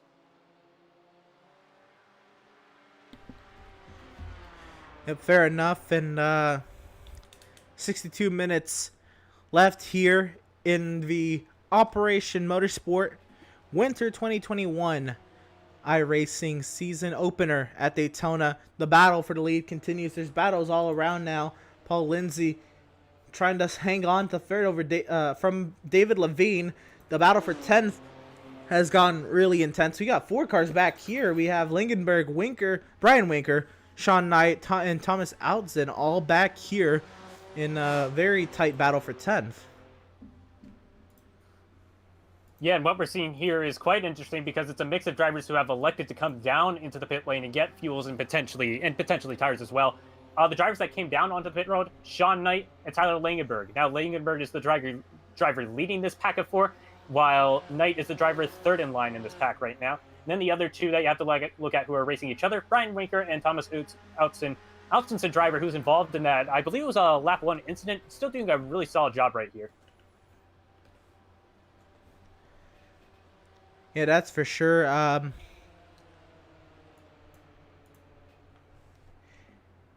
Yeah, we continue on. It's Outzen has had a nice little run back up to the field. Let's see how it's been. Of course, he started 10th and he was as low as 22nd after that incident. So good on Outzen for keeping in it, keeping his heart in it, and making his way back up to the running order. He's now in the battle, and trouble there for Brian Winker through the grass, but looks like he'll continue on. I don't know if there was contact. I don't think there was contact, actually. I think that was more of a maybe sliding under braking. That back bumper looks clean, so that was more, I think, of a slide. Or if there was contact, very, very slight contact, and definitely not intentional by any means. If Sean Knight did get into him. But Sean Knight, Thomas Outzen, had that trouble with the lap 1 incident. I think that was Leach who got into Outzen. I'm sorry, Sean Knight had his own incident. I'm sorry, down in the turn 6 with Justin Jarrett re-entering the racetrack. So a couple drivers with incidents, still faring pretty nicely in the battle for the final spot of the top 10. Yeah, these guys are just case examples of, if you do have an incident, all you have to do is keep your head down, get back out there, continue to log consistent laps, focus on hitting your marks and not going off the track, and you might not get back out there and necessarily win the race, but you'll still get a good points effort as a result. Say, for example, Sean Knight, he's in the open class at least. I believe he's he's third in the class right now. So he still has a chance to pick up the podium in the class here as long as he just executes here over the course of what is now the second half of the race.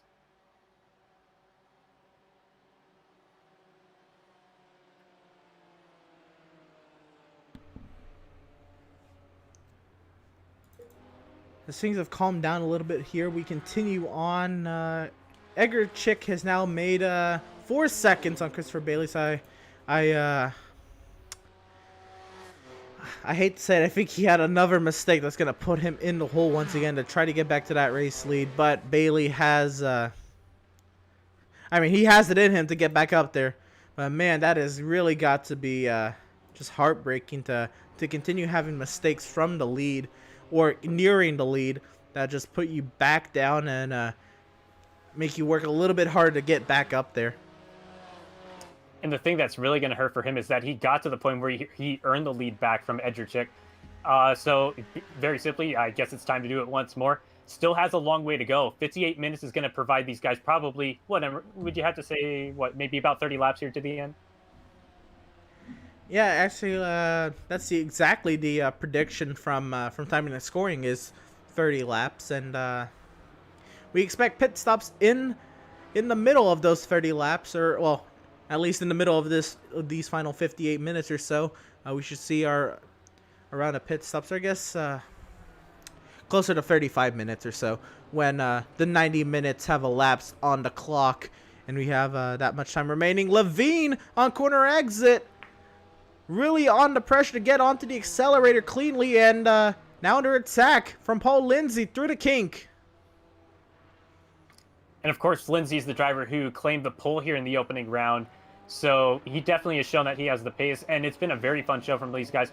They haven't gotten quite screen time of the top two, but now that that battle is subdued, I think all the focus is on them, and it's going to be really fun to see who can come away with an overall podium here. And it's, if I'd have to guess, just based off of how this race has been, it's probably going to be a battle between these guys for the last step on the podium, because it seems like Christopher Bailey and Brandon Edgerchick are just a slight step ahead of those two at the moment.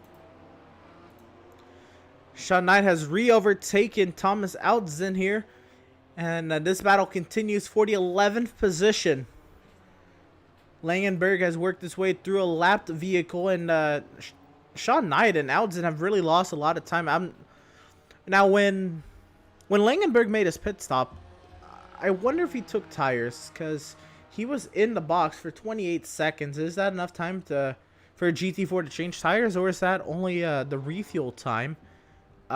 Because he has just really driven away. He's legged it from Sean Knight and Thomas Outzen. Now I know these drivers are considered open drivers and Langenberg's considered a pro driver, but he has absolutely dusted these guys. Yeah, Emerson, that's a really good point that you bring up. Well, yeah, you have similar timing and scoring information available to you. Should be the same, actually. But it looks like Knight's pit stop was slightly shorter than Tyler Langenberg's.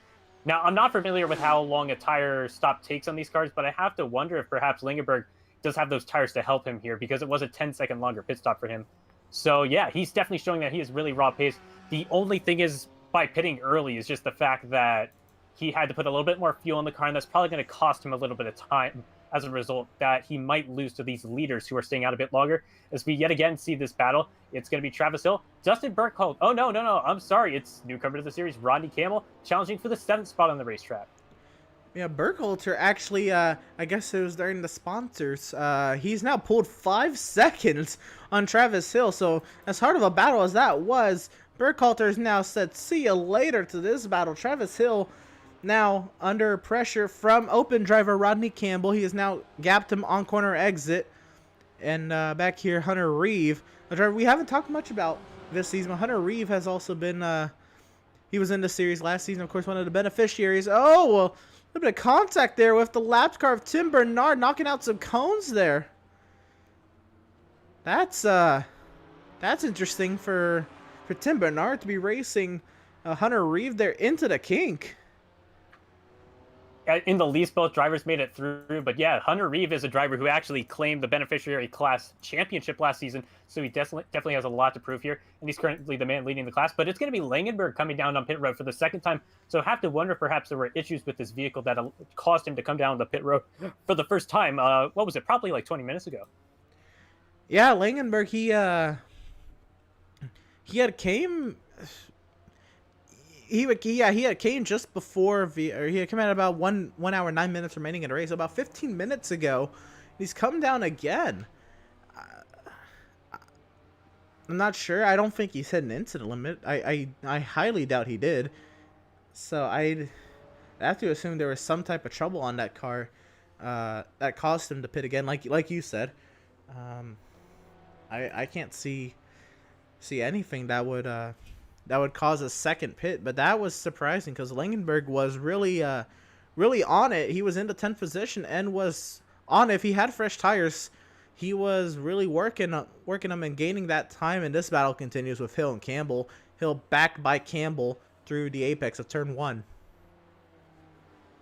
So yeah, they do build a little bit of a gap between each other, but we've seen, when we were watching these guys, it was about a lap or two ago, that Campbell does definitely have the pace to contend, so this should be a really fun battle to watch on the racetrack. Still a little bit of a separation, not much give or take between the two through the International Horseshoe, but it's going to be one more horseshoe that these guys have to tackle before getting back onto the oval. Yep, through the West Horseshoe we go, and that is a hard apex to find. Is it an early apex? Is it a late apex? A late apex seems to work better. 3-corner exit, but it's a tricky corner down in that West Horseshoe. If you hit that late apex, you have to get a wide entry and then really straighten the car out pretty much before you even get to the center of the corner. And if you get that early apex, you're going to be off the throttle a lot, but it makes it a much simpler corner. It's tricky down in turn 5.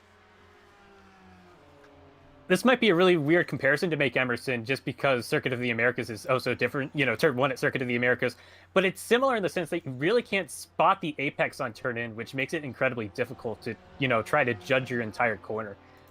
Of course, two entirely different beasts, but similar in that sense.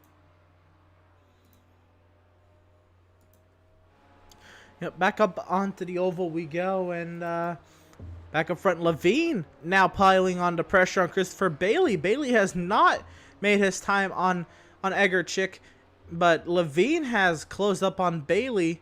We've seen Levine kind of hold station in this lead battle, or the battle up front, and not really do too much with it. He got, from 9th to 3rd, or the trailing car in the battle, but he's now moved his way through Paul Lindsay, and now up to Christopher Bailey for 2nd. Yeah, the really big thing here is that Lindsay drops off about, at the current moment, it's about 3 seconds off of David Levine. So as we've seen a lot, have to wonder if perhaps he had an off or had a bit of a mess up under braking or something. The common place where that's occurred so far today has been through the bus stop chicane. So, if I would have to guess, that'd probably be the place where it occurred. And really, for the first time today, the top 5 have a little bit of a gap between all of them. It gives them all a little bit of a chance to, I would say, take a breather. We haven't really seen much of it at all today. Yeah, as pit stops are quickly becoming on the minds of these drivers for sure. In the next 15 minutes or so, we could easily see pit stops, the one pit stop you have to make.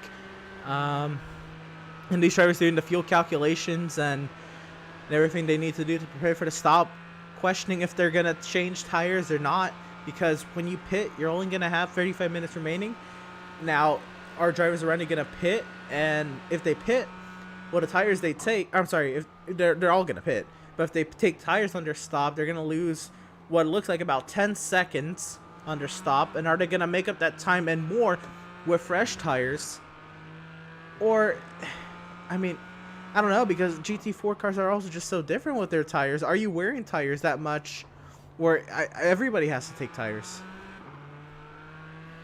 I'd say it's probably really tough to say, just because, you combine a car and a track and it's a unique beast each and every time. Just looking at timing and scoring, though, after an hour of racing action at a track that's 3.5 miles long, from most of the lead cars, we're only seeing fall off of about a second off of their best lap times here at Daytona International Speedway. So I have to wonder if these guys might be thinking of double stinting their tires here. It wouldn't be full 2 stints either. And the track is continuing to cool off here as we get farther and farther into the evening. In-sim time is starting to approach what would be 4 o'clock in the afternoon. Yep, Travis Hill.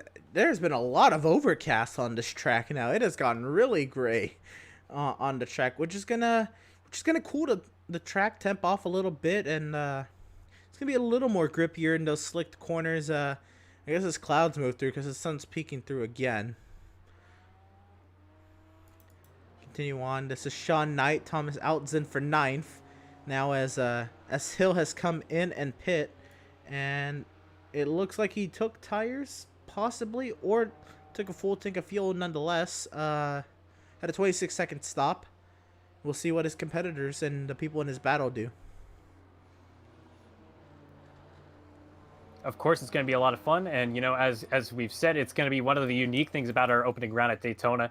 Not only is it is the longest round of the season, it's going to be one of 2, if you will, endurance events here this season, with the concluding round at Sebring also being 2 hours. And we have another driver electing to come down onto the pit lane here. Yeah, but this is Brian Burkhart, who's who was a big driver in that midfield battle. We continue on with Sean Knight, trying to close the gap back down to Thomas Outson, down to back straightaway. Paul Lindsay on Levine is shaping up once again. That going on for the third position. Levine was just pressuring Bailey, and now Bailey has opened up time on Levine. We are missing key, small incidents. Because if there was maybe something, it's as simple as an off track that you can lose 4 seconds or so, but it's so hard to catch him on timing and scoring as well. Yeah, that's the thing. Things happen so quickly at Daytona, and as you kind of hit on, Emerson, or well, you hit on really well, this is a racetrack where there's a lot of places where you can go off and lose a lot of time, whether it be through the bus stop chicane or large components of the infield portion of this road course layout. There's a lot of places where there's not pavement runoff. The only runoff you have is grass, and that's going to slow you down quite drastically if you go off the racetrack at all. All you have is a lot of that yellow colored curbing, which does provide a lot of support. It does. It really helps these cars turn and keeps them in the track limits, but they can only do so much. If you're carrying too much speed into a corner, they can't help you with that. Yeah, once again, the battles for third and the battle for the 9th position, they're about equidistant. Actually, this battle is tightened up here for 9th. Yeah, this is probably our closest battle on the racetrack right now. And it's two guys that we've talked about a consistent amount here through the middle portions of the race, definitely making the presence known. Sean Knight is a driver that has come down onto the pit road, and that is the driver of the 65, just ahead of Thomas Outson right now, but still two guys that are repping within the top 10 right now. Both drivers with that are also representing the BMW brand in the M4 machine, which just looking at our entries tonight, there's a lot of M4s in the field as opposed to the Porsches. Yeah, I'm not entirely sure what the deal is with Sean Knight, because it says he has a stop. I don't know if he started from the pit lane and accidentally took service when he started from the pit lane, but he has a stop, but his stint is as long as the other driver's stints. So I'm not entirely sure what went on with Sean Knight. I think he maybe just started from the pit lane and took service then. Now Lindsay all over the back end of David Levine. Onto the oval we go in turn number 1. Levine trying to gap. And these guys have been putting on a very consistent show since, probably about a half an hour ago. They've probably been fighting for this 3rd place position on the racetrack. It'll be 3rd place on the overall podium, but if you're thinking of your points championship for these guys in the pro class, this will be for 2nd and 3rd respectively. So could be a lot of points that these guys could take away. And then if Brandon Edgerchick has any error that causes him to lose his lead, these guys could very well be battling for the maximum amount of points that they could be awarded here at Daytona tonight. That's for sure. We near pit stops more and more. I wonder what the fuel consumption rates for these drivers have been. I don't think they're all going to come down on the same lap. I think drivers will be a little conservative when they come down, especially with a 2-hour long race. However, we're getting closer to that 90-minute mark. When will we see pit stops? And I know we have 10 minutes still in that regard, but this is the point. I mean, we're seeing some, but very few. They've been kind of spaced out. Well, I say that, but a lot of our front runners, we still have about 11 drivers who have yet to pit, or 12 drivers who have yet to pit. When can we expect them? And do you think they all come in with one another, especially if you're preoccupied in a battle like this with Lindsay on Levine?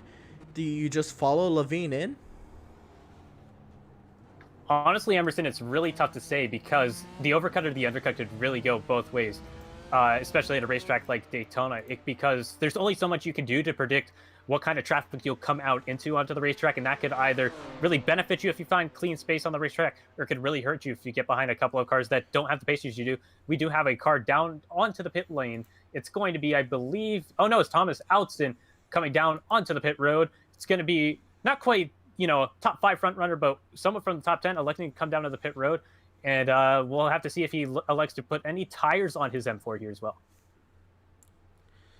We will see. Up on the Jack's car go, so he is taking tires. Back to the battle for third. Lindsay, a little bit of grass there. That's not uncommon, and you can take a little bit of grass there. iRacing's a little lenient with the track limits there, and it really is, how you say, I guess it's discretion. Ooh, leaders in. Oh yeah, the leaders are in. Yeah, there's Christopher Bailey and Brandon Egerchik. Bailey followed Egerchik, and David Levine takes over the lead of this race. But I was gonna say that the track limits in the bus stop are a little lax. Here comes Bailey into his box, so we'll see. Bailey takes tires and Egerchik does not. This is gonna be huge.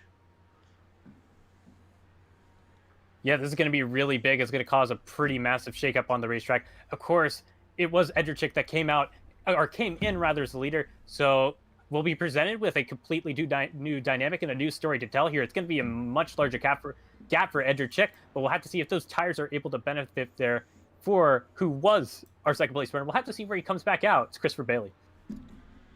You know, I know he took tires, and I know he lost a little bit of time. But in relation to Egerchik, I don't think he lost that much time.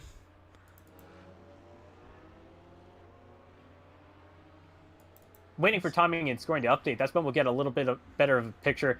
But there's still 40 minutes, Emerson. So, I think if he has the pace, he definitely has the time. Of course, catching up to a guy is one thing, passing is another. But as we've seen, Daytona is a track that does lend itself to overtaking opportunities. Speaking of overtaking opportunities, what is the opportunity for Paul Lindsay into the bus stop? None yet. When do we expect these two to come in? I don't know how long they will stay on in relation to the leaders. They could come in this lap. It'll be interesting to see coming through NASCAR 3 and 4. Lindsay with the slipstream. This could be a race in the pit entry if they're pitting together.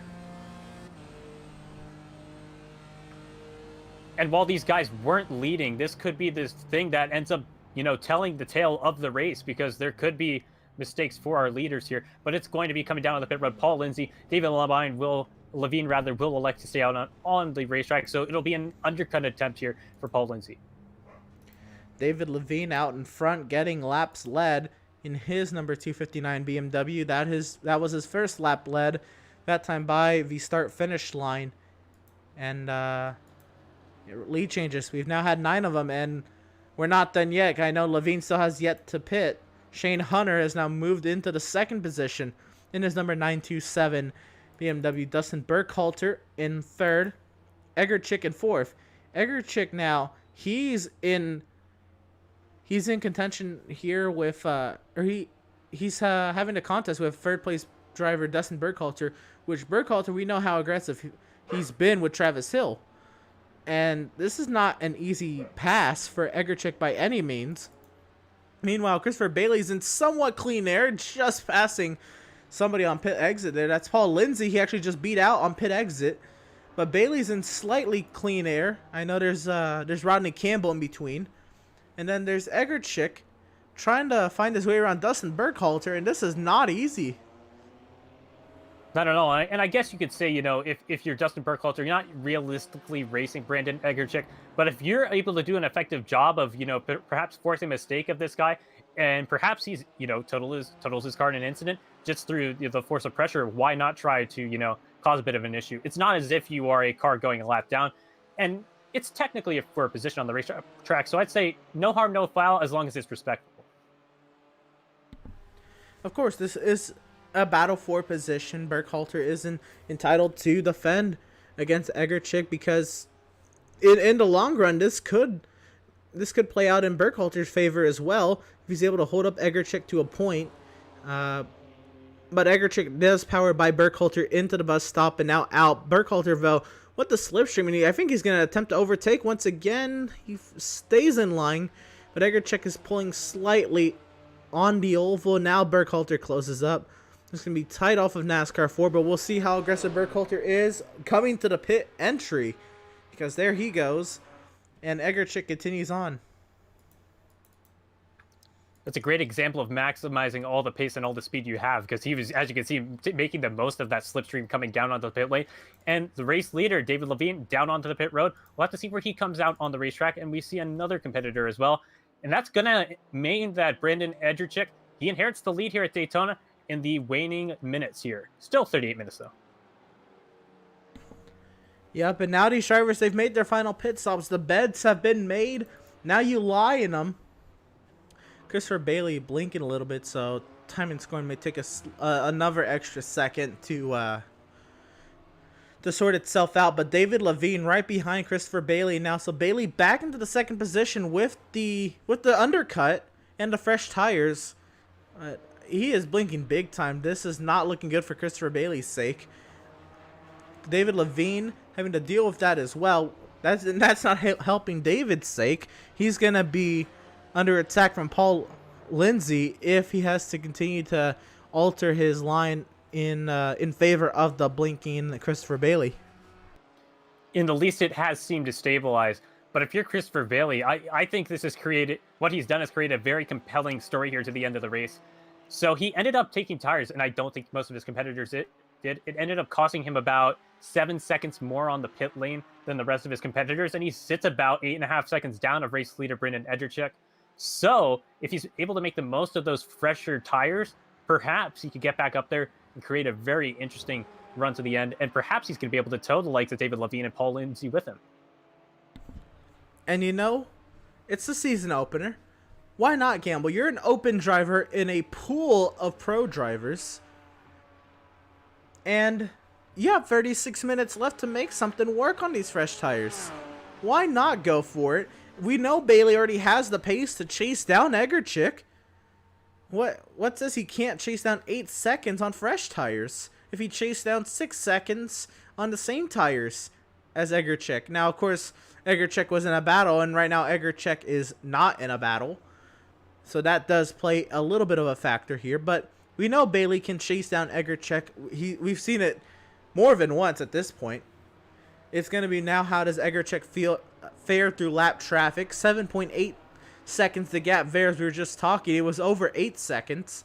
So he's gaining a little bit. 7.5 working his way down to the kink. So this is doable. Does he have enough time? And is he going to be able to do it mistake-free? It's a lot of questions, and it's a lot of factors that are going to be, it's going to make it hard to have, the true answer at this point. And I think that's the fun of this race so far, is that this race could still go so many ways. We could see, second through fourth here, get back up to the race leader just by working together, only 3 seconds between them. There could be a mistake from race leader Brandon Edgerchik, although, I mean, from what we've seen so far today, he's been one of the cleanest and most consistent drivers. But there's so much that can happen here, and we still get to award race wins for 3 different classes, so there's still a lot to tell here. That there is the battle for the 13th position. Jason Leach, Theo Brolsema with the run on the oval through NASCAR 3 and 4. He closes up to Leach, but does not take the overtake there. Oh, Leach blinks. But back into the frame is Leach, and Brolsema, maybe this is why he's not attempting to overtake Leach into 1, but he did. He had a huge run out of the bus stop. In the least, he's showing that he has really strong pace right now. Of course, these guys aren't battling for class, but it's always fun to be able to race hard and practice racecraft against, some of your competitors on similar pace. So we'll continue to track with these guys here. Jason Leach, as we said a little bit earlier, despite that early incident, having a very consistent run. I think he's a spot down from where he started today. He's currently running in the 13th position on the racetrack right now. And in fact, he started in the 13th position. So pretty respective showing so far. So within his class, though, however, it is going to be, looks about 5th or 6th. So it's not going to be a maximizing of points, at least not at this point in time. But if there's mistakes for the likes of guys like Brian Winker or Sean Knight, the 2 drivers right ahead of him, he could pick up a couple of spots in the points and utilize that as we go forward into next week. And next week's going to be VIR, and that's an absolutely fun road circuit. That's for sure. Actually, I think next week is Road America, unless I read it wrong. But nonetheless, Road America is fun. It's in itself. VIR is another fun track. 2 completely different tracks. I'm pretty sure it's North America, but of course we can double check. Yeah, I think you're right there. I think that's the one track I'm missing on the calendar I arranged of our race schedule here. So, yep, I think overall, though, the fun thing about this calendar is it's going to most of the best circuits in North America, both Canada and the United States. Yep, that's for sure. And that is what, those are the two nations that Operation Motorsports primarily deals with. And of course, they're willing to help anyone who, is suffering from or has just been discharged from the military in a certain way. But Operation Motorsport and what they do for veterans to help with their rehabilitation is a great thing. They do it both primarily for United States and Canadian soldiers. Of course, they're based in Raleigh, North Carolina, and in Brighton, Ontario. And it makes sense to visit a lot of tracks in the United States and Canada. It gives that North American vibe even more for sports car racing and cars that we see in the IMSA Michelin Pilot Challenge. That's a primarily North American sports car series. So it all fits so well. Oh yeah, all around just an absolute excellent program here, and I'm glad we get to present it. Whether it be the mission of this foundation or the compelling battles on the racetrack, just a lot of awesome things that we get to tell here on Tuesday nights. So for the next couple months here in this winter version of the series. Let's go back up front because Bailey has been on the charge. It's now 5.9 seconds, and Bailey is making those tires work, but he's got to keep it tidy if he's going to have anything for Egerchik. Now, 31 and a half minutes remaining at Daytona. A lot of time left. 17 laps to go, according to timing and scoring this time by the start-finish line. If that math checks out, and if, of course, the leader maintains pace, whoever the leader ends up being. But nonetheless, Bailey with the charge, and he has pulled David Levine and Philip Lindsay. Not pulled them up, he has pulled from them big time and is gaining on Egerchik. These tires are making a huge difference in Christopher Bailey's race. Yeah, on that last lap, looking at timing and scoring, it looks to be, it was about 7/10 of a second that Christopher Bailey was actually able to close on Brandon Egerchik. And since these two have come back out from their pit cycle, he's closed up about 2 seconds, and that's in about a little less than 10 minutes. So currently we're shaping up for this to be very compelling. In probably the last 10 minutes is probably when these two are going to be dueling, I would have to say, at the current rate of closing. That's for sure. Christopher Bailey in the Porsche. And let's ride a little bit on board and see just how hard he's able to attack this late into a race. 30 minutes left in the race and on fresh tires. Oh yeah, and as we said, it's fun to see if fresh tires are able to pay dividends. That's the fun thing about being able to introduce a series where you have pit stops. It creates a lot of factors that a pure sprint race might not have. And in a lot of cases, it's what can make a racing series so fun, is adding a multitude of variables. Yeah, I was not exactly sure what to expect with the switch with Operation eMotorsport going from the Miatas last season to the GT4s this season. I know we had a little, well, I say a little taste, quite a big taste. Quite a big taste of the GT4s at Sebring with the 6 hour, but not entirely sure how it's going to look for an entire race season. And at Daytona, it's proven to be a great show, but this I don't know if this is more car or track, but nonetheless a great show, and all we can do is sit back and enjoy it with these GT4 cars and everything that this series has brought for us on Pits Up TV today especially, but this whole series, great racing all around, and hopefully it continues through the rest of the schedule because it has been a fun show. Yeah, Emerson, as you said, the Miata is an absolutely brilliant car. It doesn't have anywhere near the horsepower of these cars. In fact, this season, moving up into GT4 machinery. We doubled the horsepower, but the fun still seems, just about the same. We still have cars that are very mechanically grippy and require a lot out of the driver. It's driving what you might call a slow car, at least in terms of race cars. When you compare these things, up against, prototype race cars, a bit slow. It's driving slow cars fast, and that can be oh so fun and oh so rewarding if you're a driver. Yeah, I mean, Daytona, I think Daytona's fun no matter what you're driving, no matter what layout you're driving, just because how much there is to Daytona, and the road course just flows so well. And of course the oval, it's going to tend to be pack racing. So, I mean, no matter what you do when you come to Daytona, you're almost always in for a good time. And it's been a great time. That's really all I can say. It has been a great race, and with a great series that Operation eMotorsport has here. Daytona, I think, was a great selection to the schedule. Wasn't also too sure with the race length of 124 minutes, but it's proved pretty well so far. Yeah, it's a really fun racetrack to have a longer race like this, just because the slipstream is able to keep guys so close for so long. At this point in time, it's a bit spread out. That's bound to happen in a race this long, but there's still the opportunity for a lot of slipstream battles, and that's something you don't get at conventional road courses that these guys will visit over the course of the rest of the season. So it creates a really unique element. It combines a little bit of what you might enjoy in stock car racing at Daytona International Speedway with some of the the very fun wheel-to-wheel racing that you'll see as you go into the heavy braking zones in the road course portion of the racetrack.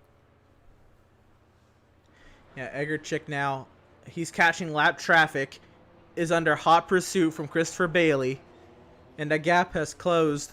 It was over 5 seconds, now it's under. It was 4.8 across the start finish line up to 4.9. This could be just due to braking zone and the acceleration, the difference that Egerchik and Bailey has. But yep, back to 4.8. Bailey is on it, and with the prime opportunity of lap traffic becoming a factor, and a little bit less of a factor, but still a factor that all these drivers are going to have to encounter, is the sun setting. And it's really going to be, depending on what your graphics settings are. Of course, I don't know if everybody's computer can run ultra graphics, as a lot of people can, but I know when you have ultra graphics and the sun setting in your face, it is rough. It is absolutely, it's not a fun time with the sun in your face. Yeah, and that's an element on the iRacing.com platform that was introduced relatively recently. Time changing dynamically, as you're seeing right now, as we're seeing, we're starting to get those late afternoon shadows here at Daytona International Speedway, something we've seen over the last year or two. And the graphic elements that introduce that glaring sun are relatively new. And from experience, Emerson, it's fairly realistic, and I'm glad that that's a component that it adds a lot to sports car racing, endurance racing, where the day to night transition is one of the rewarding factors of taking parts in these kinds of races. I just realized the lap cars that Egerchik is catching is this great battle that's been going on between Jason Leach and Theo Brolsema. So this battle does not want to get broken up. I know Leach and Brolsema are both very courteous drivers that'll most likely give way to Egerchik as he approaches them, but this has been an insane battle that the leader's about to encounter, and this will be interesting to see how he works through it. He gets through Brolsema pretty easily. I think Brolsema gives him the lane, of course. He is the leader, and they are getting lapped. But we'll see what happens with Jason Leach here. And Egerchik, the gap that he has over Christopher Bailey has stagnated slightly. It's still a gaining gap, but I think the advantage of completely fresh tires. And Brolsema's gone round. I think he just got a little too accelerator happy on corner exit of turn 3, possibly caught the curbing as well, and Jason Leach is gonna go wide and give the preferred line to Egerchik through the West Horseshoe. Egerchik's made his way through the lap traffic and has a 4.4 second advantage over a hard charging Christopher Bailey. Yeah, these guys are continuing to draw a lot of suspense. Good job of maneuvering through lap traffic. And just to update on Theo Brolsema, at least for the points picture, he's not going to drop any positions with that spin. His nearest competitor, Brock Hogan, is a fair margin behind him. And then ahead of him, the current beneficiary class leader is Hunter Reeve. So no harm, no foul. Just has to continue log laps. There you see Hunter Reeve. in that Porsche 718, doing a very effective job right now. He's been, I think, as high as what, 8th or 7th maybe. So he's pretty much, in about the same spot he's been for most of the evening so far. And just a really strong drive so far. And I think he's showing that he's a key contender here for the Beneficiary Class Championship. Yeah, Hunter Reeve, we talked a lot about him last season, being up in the thick of the battle for the Beneficiary title hunt. And here he is. I mean, he is the beneficiary leader, but he's sticking to it, to a pro driver right here of Travis Hill. This is great stuff as they come through the West Horseshoe into turn 6 now to battle for 7th.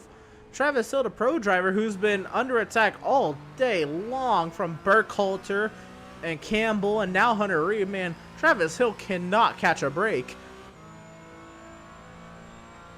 Not at all. And in the least, though, from this driver, we've seen very solid racecraft from him, especially in his earlier battles with Dustin Burkhalter right now. But yeah, he is, starting to slowly slip down the leaderboard a little bit.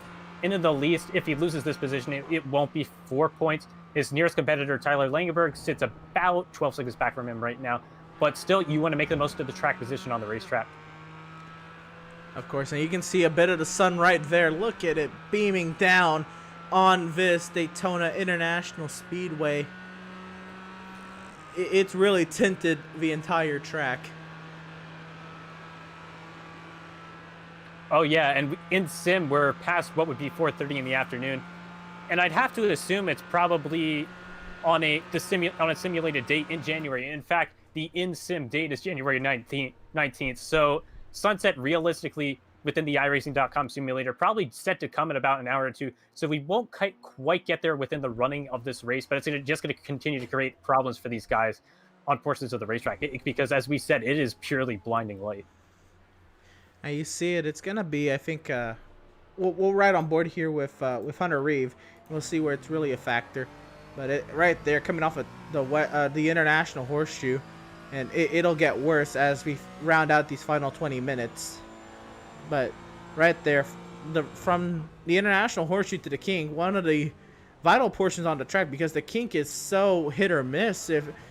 If you hit it, it's great. If you miss it, you're in the grass on your way to the West Horseshoe offline. And with the sun being in your sight right there, causing a huge distraction, that can really that can have an impact on someone's race. Yep, if you're prone to any semblance of distraction, definitely want to try to avoid it as best as you can, but there's only so much you can do. The entire evening, it's been a, back and forth between David Levine and Paul Lindsay, and they're continuing to keep this battle going. So they have dropped about 10 seconds off of our race leader, Brandon Egerchik, but now they have to get through some lap traffic, and this could really shake things up. Lindsay on the aggressive, trying to get to the inside of Levine, but Levine, of course, working through lap traffic as well. Very defensive line into the International Horseshoe, kind of serving a double purpose there. Get around the lap car and defend your third place. But now here we go. Lindsay into the Kink. Does he have anything for Levine into the West Horseshoe? By the way, an update up front. Bailey has chased down Egerchik down to 3.1 seconds, and that gap continues to close. We'll get to that when it gets closer, and that it'll take precedence over this battle if this battle doesn't sort itself out. But Lindsay on Levine, like you said, this has been a thing all day. Levine and Lindsay have been a factor in the front all day, and it's just fitting for this battle to go all the way through the pit stops. And now with the final 20 minutes upon us here, into the final 20 minutes now, we'll see which one of these drivers will win out in this battle. If I'd have to guess, they probably will swap the position at least a couple more times to the end. So it's probably, if I'd have to guess, going to end up becoming as we actually see Levine have to, compromise his bus swap chicane. Can't elect to go through it, and he's going to lose several seconds as a result from that. So that's really going to shake things up. And now David Levine has to get into a position where he's able to maintain the slipstream of Paul Lindsay, or it could be game over for his podium run. Yeah, David Levine is also having to serve a slowdown. And he's slowing on the track as he comes into pit lane. No, he just really had to serve that slowdown. And he's still serving on the front straight. That is huge, that battle. That's a near 3-second slowdown. I know he went through and he came to a stop, or slightly came to a stop or something. He gave him a lot of that time. It would have been about 5 or 6 seconds if he didn't. but still a 3-second slowdown, and it's gonna have much more than a 3-second effect on the battle between Lindsay and Levine. Yeah, very unfortunate. And like you said, Emerson, he basically came to a complete stop. And then as the iRacing race control system gave him that slowdown, he probably got right around to the threshold where iRacing would have cleared it. But then he probably started to gain too much momentum, and he probably started to get time added onto his slowdown. So he probably had to, come to that very slow stop as you saw there. So that might very well wrap up the battle for third place. It'll be second place overall, or not overall, rather in the pro class for Paul Lindsay, third place for David Levine for the time being. And we get back here to this battle for 8th place. These guys will not give up. Hunter Reed, yet again, on Travis Hill for the 8th spot. Reed took out a few cones down into turn number 1, but I think it's great with Hunter Reed being a beneficiary, really sticking it to the pro driver of Travis Hill. It speaks volumes to what these beneficiaries can do with time and with the right car in the right situation and everything. Hunter Reed, been able to excel today at Daytona. Very excited to see it, and he's coming off of an incredibly impressive season within the beneficiary class for last season, cruising to 7 class wins out of 8 rounds last season. So he's yet again proving to be a step above the rest, at least in round 1. His nearest competitor is Theo Brulsema. He sits 14th place on the racetrack. So some of these guys will have some ground to make up to challenge him. It's going to be a lot of fun to watch over the next 7 rounds. Also, of course, just want to look at the other beneficiaries in the field. We have Brock Hogan down in the 18th position over Callum Beldam in 19th. Justin Jarrett riding in 20th position. He's 2 laps down. Hogan and Belden 1 lap down. Tim Bernard 3 laps down. I think he got into it. With Christopher Bailey into the kink. That was quite a run there. But this is John Winker. He's 7 laps down right in front in that Resilience Racing number 7 in contact. They'll keep it going. Man, John Winker already 7 laps down. This is not going to help his mood today. And also Kurt Guyden-Kalk, he's coming down to the pit lane. He's 12 laps down, and he's just trying to get through this day as well. The important things for these guys that didn't have the best opening round is to keep your head up and just get a lot of practice going into the next round next week, because you're going to be presented with a completely new beast in Road America next week. That's in a lot of ways entirely different from what we're at. It's also a very high-speed circuit, but there's a lot more very slow 90-degree left and right hand or heavy braking corners. A lot of opportunities to overtake though at that racetrack. So we'll head to virtual Elkhart Lake, and it'll be a completely new challenge next week. How much do you think Brandon Ergerchik is looking at his relative right now, watching Christopher Bailey close this gap? This has been a great run for Bailey to chase down the leader yet again. As much as you don't want to be the driver looking out of your mirror, there does become a point in time where if you're Brendan Egerchek, you have to realize that he's going to, be on you, and he's going to be challenging you for that race lead before the race end is over, at least at the current pace. So either Egerchek has to find a little bit of pace that perhaps he's been saving, or perhaps find a little bit of pace that he wasn't able to find earlier in the runnings, or he's going to have to face the fact that it's going to come down to a pure battle of racecraft, which, as we continue to progress here with only 15 minutes left, I think we're shaping up here for a pure battle of racecraft. This is really... Bailey's been... when I say taking his time, he's not willingly, trying to catch the leader at a pace that's not his fastest. He's going as hard as he can. But when we said he had 36 minutes to chase down Egerchik, it's taken him 20 minutes to get to this point. And of course, chasing someone down and passing someone are 2 completely different things. But at what point is Bailey going to be close enough to where he can start thinking about overtaking? And how long till he gets to that point? Is there going to be enough time for him to get there and overtake? I know that sounds silly with 14 minutes remaining, but it is so hard to close up here without slipstream. And Bailey, I know he's been... I guess a rare circumstance of a driver just driving up even without slipstream. But at this point, he's kind of hit a little bit of a wall here. This lap has stayed stagnant at 2.5 seconds. Yeah, they were about similar on the last time coming across the timing line, and as you said, it's getting a little bit stagnant. So, as soon as I said perhaps Egerchik has to find a little bit of something up his sleeve, perhaps he did that, or perhaps Bailey is starting to feel the negative effects of his fresh tires wearing off, and perhaps his tires are starting to level out. There's so many factors that could be causing this bit of an evening out between the top two. So we'll just have to watch this battle as it continues to progress here.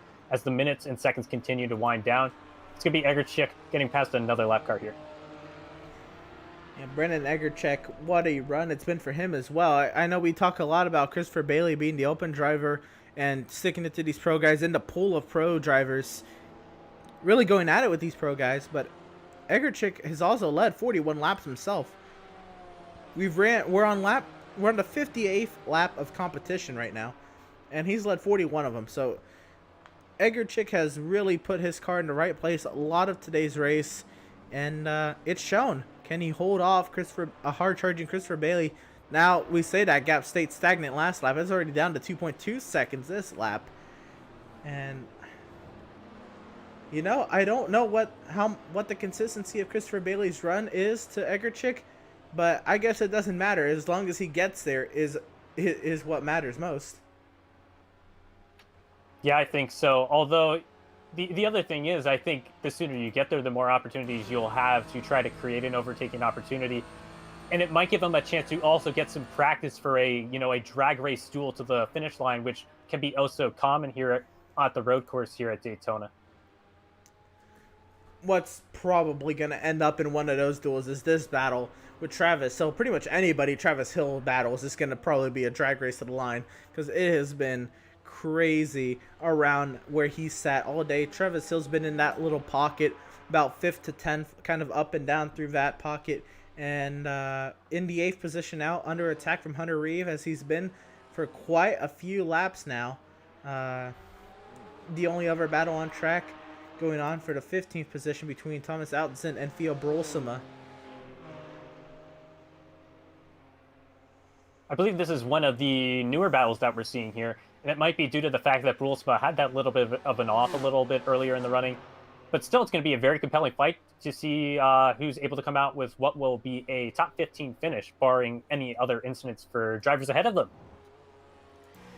Right on board with Brolsema. Someone's going to go around. Outside, perhaps. No, I think that's Sean Winker. That was Sean Winker. Oh, man. I think that's one of the first times we've seen someone spin coming out of the bus stop today, and that's a really unfortunate place just because that concrete lays on the outside on the exit of that corner. Yeah, it is a tricky corner because you're rewarded for going as hard as you can. You're rewarded for going as hard as you can any corner. Oh, Brolsema going wide in one. Way wide in one, but he's going to keep in this battle with Altzen. But you're rewarded for absolutely finding the limit of the bus stop, because you get onto the oval, which is a big part of your lap.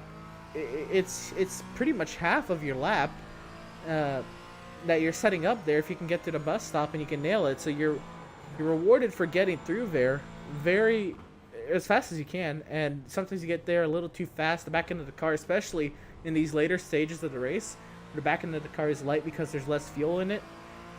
That can end up happening. Yeah, Emerson, that's a really good point. Not just the fuel load as you mentioned, but the fact that these tires at this point, for some of these guys, they've been on the same set of tires for about 2 hours now, so these tires could be near the end of their limit. So yeah, there's just so many factors that could cause you to spin out of what is, I believe, the fastest corner section of the circuit, barring perhaps the kink, I would have to say. Yeah, this track, it can be scary in a whole lot of ways. There is, of course, the bus stop and the kink, as you said, and then the slick horseshoes and the heavy braking zones of 1, and getting into the bus stop in turn 6.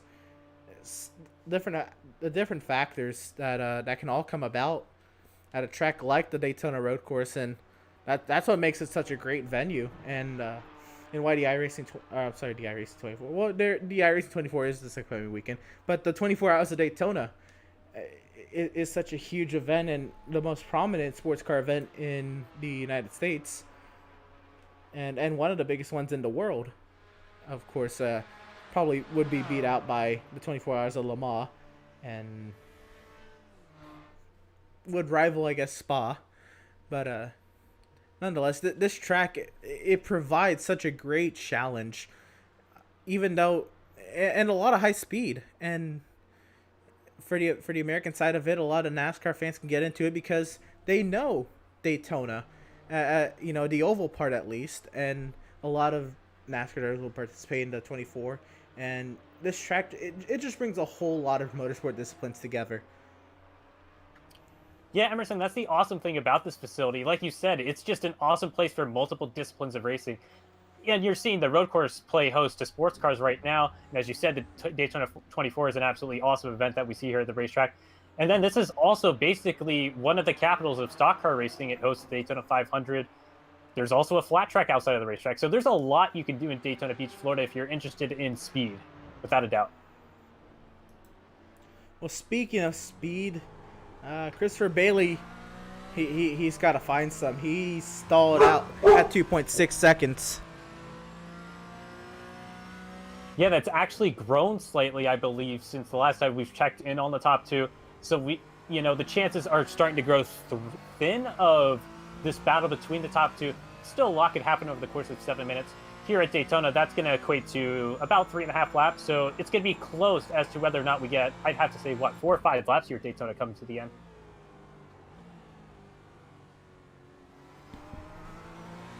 For sure, 2.5 seconds. It continues to stay around, and the lap times, the lap times have fallen Egerchik's way the last few laps here, and Bailey's really had to get on it. He's now encountering lap traffic as well. At this point, the lap traffic can help you because you're catching it on the oval and you can get some slipstream, but it still becomes a factor, and you have to alter your line a little bit, obviously, to get around the lap traffic. This is one of those places where, how the cars are dealt to you can play a very big factor in terms of how your race is able to go. Like you said, Emerson, that was a good example of Bailey getting to the lap car at a point of the racetrack where it was right at the braking zone, probably the most convenient place on the racetrack for him to be able to overtake someone. But then if you get to a poor part of the road course where it's difficult to overtake, you could be stuck behind a lap car that's not too much slower than you for well over, 30, 45 seconds before you get back onto an oval part of the racetrack. Yeah, especially if you want to be patient with the lap traffic through the infield, that can really hurt your momentum. I mean, I know at one point you got to go, but of course they are other cars on the track. You can't just run them off the track. And I'm not saying these drivers do. I think they do a great job at giving each other space. It's been a very clean race for that. Oh, Christopher Bailey's gone off track there in 2. And this is... The win seems to be slipping. The overall win seems to be slipping further and further away from Christopher Bailey, but still leads the open category by well over a minute. Yeah, he may lose out on those bragging rights, but yeah, the important thing, if Christopher Bailey is thinking coming into this season, I really want to go out there and grab that open championship, prove something in the point standings, he's definitely doing his job today. His nearest competitor, Rodney Campbell, stands about exactly a minute behind him right now. So if you're looking at the class battles, he's done a very, very incredible job here today. And to come up short 4.5 seconds with 5 minutes left, he's done a very good job so far, and still a few minutes to go here. Race isn't over quite yet. But if you were to call the race right here, very good job, Christopher Bailey. Same thing to Rodney Campbell, who I believe is a newcomer to the series here in the winter season here of the Operation Motorsport. Yeah, Rodney Campbell did a great job today of, putting himself in the right position to be in this top 10 battle overall, and second in open class. He's not really put himself in trouble, and he was in great battle. Well, he was right behind the great battle between Burkhalter and Travis Hill. He's now since ahead of Travis Hill, but Campbell just did the right thing today and just kept his car clean and kept himself in the right spot. Yeah, this is going to be a big wave of momentum going forward here. it's of course a very condensed calendar, so anything you could take from round one can very well transfer all the way to the end of the season in terms of momentum. So excellent job right there from a rookie here to the league. And now we're seeing, I'm not sure what battle we're looking at right now. We are on board with Thomas Allison, so this is a little bit outside of the top 10 right now. Yeah, this is the battle for the 15th position. Again, Allison and Brolsema continue to go at it. The lap vehicle there works their way past. But Allison under attack from Brolsema once again, and this is going to be another battle to keep our eyes on as we head into the final couple of minutes of the race. 3 minutes and some change remaining, and Allison under a heavy attack from Brolsema. Brolsema, what a great run through the bus stop. Here comes Brolsema right up to the back end of Allison and all over. He gives a little push as he head through off of NASCAR 4. Here comes Brolsema. He's going to peek to the outside. No, he's staying in line. Bumper to bumper locking. It's going to provide a little bit of an advantage for the both of them heading into the entry of turn one. It looks like Brolsema is going to concede for the time being. Perhaps he just didn't want to make a very brave move onto the entry of turn one. He's going to back it up, and nearly barriers there for the 23 of Allison going through turn one. And you know, I'm thinking about it maybe because he knows that his position in class isn't going to change. He doesn't want to do anything risky. But I figured if he was going to get around Allison for the overall position of 15, that was a great run out of the bus stop there. I don't know if you can replicate that in the final 2.5 minutes. It's all going to depend on when iRacing Race Control waves that white flag for these drivers. That's going to dictate. At this point, it's probably going to be whether or not we get, 1 or 2 laps at this point. Right here, it depends where Egerchik crosses the line.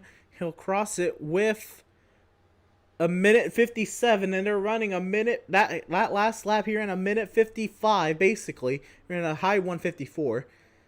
And, you know, he also has a gap where he could let off to not run another lap. I don't know if he would do that.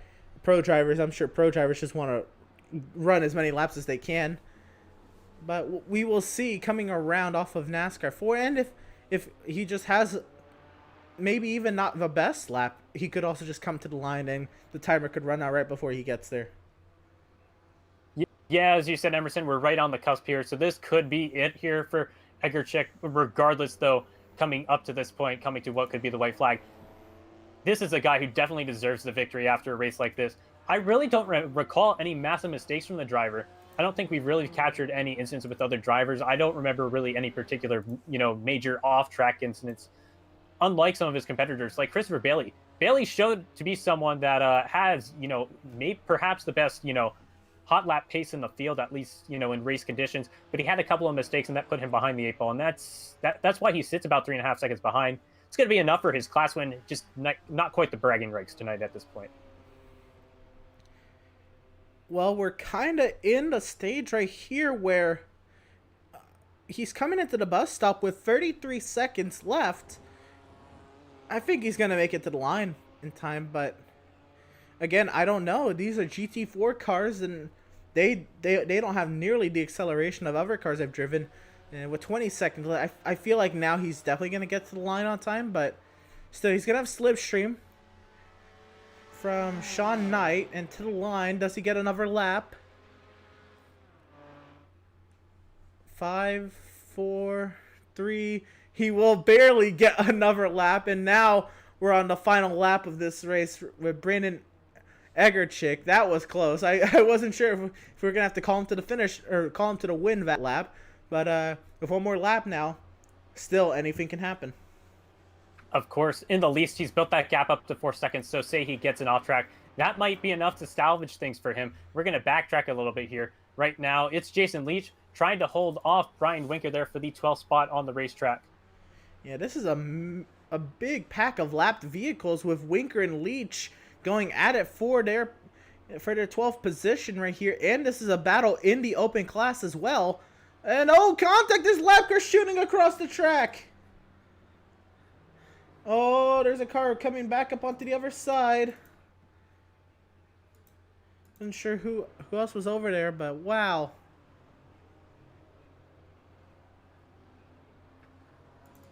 Oh, that was David Levine. 4th place driver, Wow, David Levine.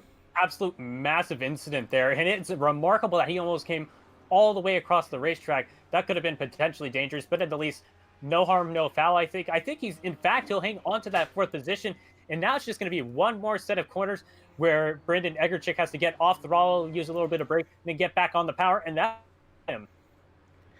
Yep, he's just got to make it through the clean, through the exit of the bus stop clean, which he does, and it's all about just keeping the power in that BMW GT4 car as it rockets around NASCAR 3 and 4. And off of NASCAR 4, in a number 86 BMW GT4 now to win the Operation eMotorsport Winter 2021 season opener, Brandon Egerchik dominating today. 3 seconds back, we'll find Christopher Bailey with the open class victory. What a great job he did in a pool of pro drivers. Christopher Bailey goes on to win, and they'll be 24 seconds ahead of the next closest competitor. Third place, Paul Lindsay, comes off of NASCAR 4, and Paul Lindsay will finish in the third position. He may have taken the pole. Didn't quite have the pace of the top two here today, but he'll still have a lot to show for it in his series debut. So we backtrack a little bit farther. This is going to be David Levine coming home on the fourth position. A little bit of an incident there on the last lap. Not going to be too much of a hurt there. He was pretty much slotted into the fourth position, barring incidents for the competitors ahead of him. Yep, and Levine comes to a stop. He's done it over. Shane Hunter, 5th. Burkhalter, 6th. Rodney Campbell now comes off, and we still have a battle back here. Actually, this is one lap down. This battle has ended. But, yeah, coming off of NASCAR 4 here, it will be Campbell and Travis Hill. Okay, that battle was actually closer than what it looked like on timing and scoring. It said there was about 24 seconds between them, but that was Travis Hill right there. And Hunter Reeve crosses the line. Tyler Langenberg, last car to cross the line on the lead lap. And we'll get the full results, obviously, after some post-race interviews. And I guess before that, don't you go away. We'll be right back to the action on Pit Stop TV with those post-race interviews from our overall winner, Brandon Egerchik, and more. We'll be right back.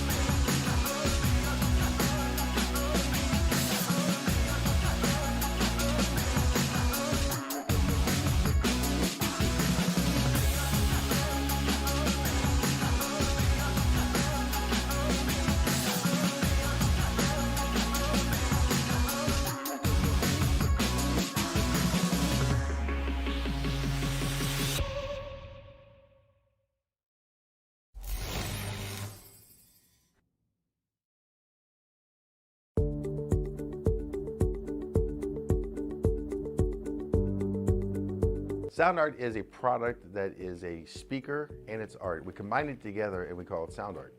What makes it so unique that any picture can be your speaker? Sound art gives you the high quality sound without the ugly speaker.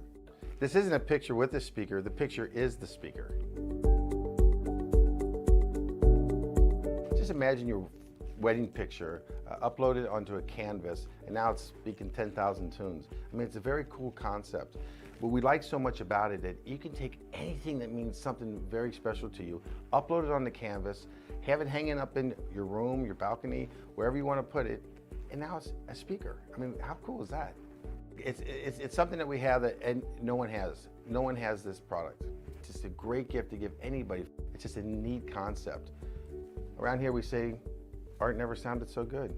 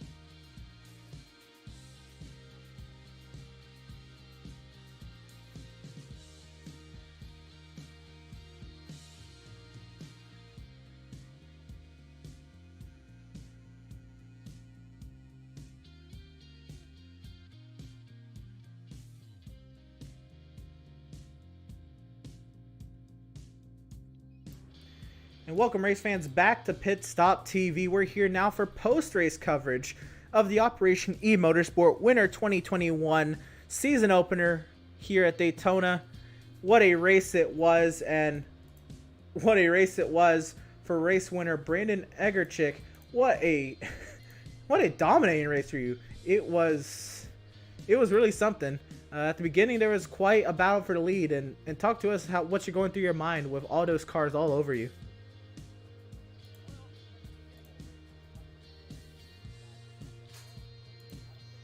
What moves, but I think in the first 10 minutes I learned really quick there's a lot of respect and a lot of talent out there, and I was just kind of wanting to settle in, not make any moves myself, take advantage when there was advantage to be taken, but just kind of ride it out and feel it out and let it happen. Yeah, for sure. Several times Chris Bailey was absolutely on it, trying to chase you down. Were you worried any of those times? And if you were, was there anything you could tell that maybe, or any of your weak spots that maybe he was really gaining time on you from? I think my weak spots are a lot of people's weak spots. Really, the entry to one and getting a clean run through the bus stop. He had a cut track early on, but he was really fast. I spent more time looking at my mirror than anything there. And after my pit stop, I actually shut my F3 off because I did not want to see anything. I just wanted to focus. But he was that fast. He was the fastest car out here. Just whoever made the least mistakes is, where we're at here. He was the fastest car. Right on. And then, what does it mean to you to get a win here at Daytona? It's the season opener of the Winter 2021 season for Operation eMotorsport. And then the Daytona Road Course is a venue I'm sure a lot of drivers want to win at. But what does it mean to you to dominate today, 49 laps led, and to win? I think the biggest piece I got to talk about the decals on my car if I can. Air Force Gaming is a Discord, an online gaming community, and they have their own website. Joining airmen around the world in all different gaming categories and inter-service competitions. It was actually recently promoted by a Chief Master Sergeant in the Air Force Bass. I believe it was a Call of Duty thing, and there's really no racing community until recently. My teammate Charlie Bass, who you will see in the next race, decides to spearhead the operation, take Air Force Gaming, and grow a racing community within it. So this is really the debut for Air Force Gaming in the public eye. So it's pretty cool. I hope to see some growth within the racing side of the house, get the Air Force name out there, and share what we do with what you guys do. It's a great opportunity. Fair enough. We did a bit there, but do you have anybody else to thank for your dominating performance today? Probably my wife for letting me get a little time away. That's this is just good fun, guys.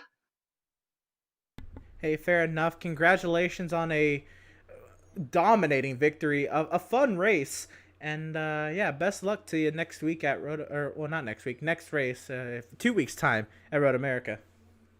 Yeah, it was good fun. Hope you guys enjoyed the show. Thanks for having me, and I look forward to the next race. Yeah, for sure. Once again, congratulations. And that was race winner, driver number 86, Brandon Egerchik, the overall winner and the winner in the pro category. And now I'm going to send it over to Trey Shuttlesworth, who's with our open winner. And really the driver I say had the most heart today in the field, Christopher Bailey, in that open category, the open race winner, Christopher Bailey. Trey? Thank you, Emerson. So, Chris, thank you for joining us in the booth here briefly. What are your initial feelings getting out of the virtual cockpit? Definitely showed a lot of pace. Just came up a little bit short. How does it feel to walk away with second place and the class win? Thanks, guys. Overall, I'm really happy with how it went. I made a couple kind of dumb mental errors early on that kind of put me back a little bit that I was trying to capitalize on to try and get back into the race. And overall, it went pretty well. Good to hear that. Otherwise, outside of Daytona, how are you feeling looking ahead to our second round here? It'll be at Road America. Feeling pretty confident. It's another track that I'm very comfortable at. The BMW, again, is probably going to have a little bit of an advantage, being that there's a lot of long straightaways. The Porsche tends to struggle a little bit with top speed, but it should be a really close race overall. What would you say is your goal heading into that race? Looking to challenge for the overall win, or mostly just focused on getting the maximum class points? Little bit of column A, little bit of column B. Obviously, I want to contend for the class win, but it's always fun dicing it up with a lot of the pro guys. My main thing is going to be to eliminate some of the mistakes I had earlier today. Fair enough. We'll look to see if you can capitalize on the mistakes from round one and make the most of it next week. Anyone you want to thank, Chris, for your efforts tonight?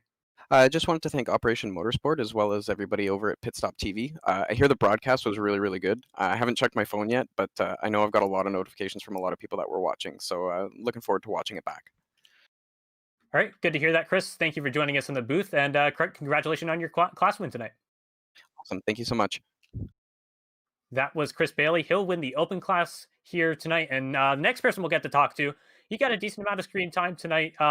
He'll finish overall in what was, I believe, the 8th position tonight. Hunter Reeve. He wins the beneficiary class tonight.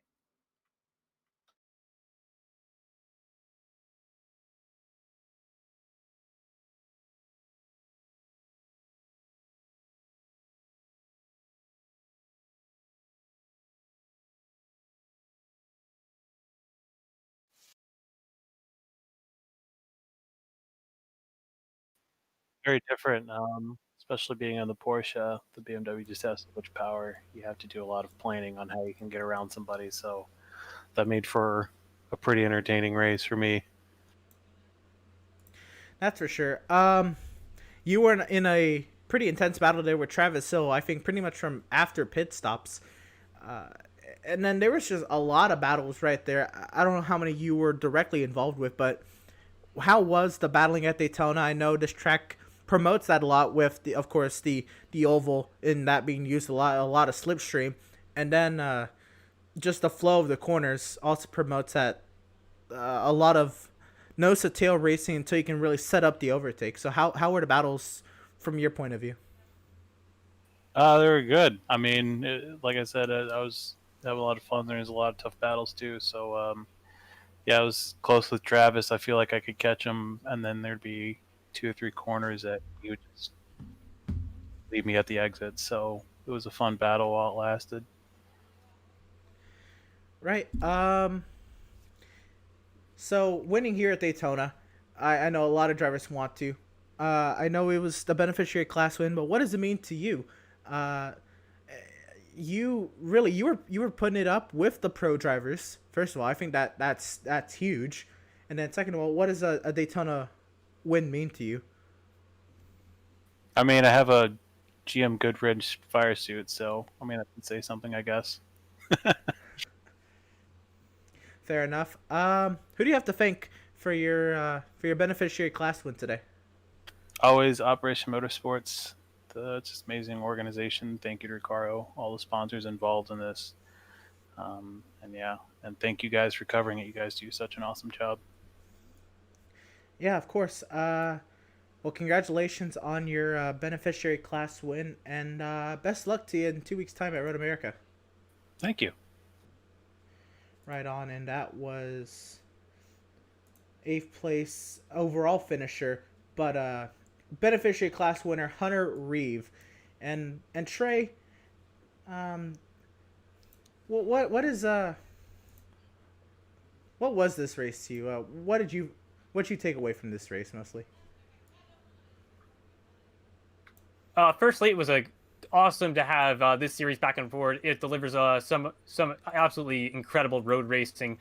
It was a good combination here today. I think this is the first time we've actually, outside of the iRace of Remembrance, which was, I believe, back in November or December, this is the first time we've seen GT4 cars barring that event, and they're definitely a lot of fun. Definitely cool to see this as opposed to the Mazda Miata. Definitely 2 awesome cars, or rather classes of cars.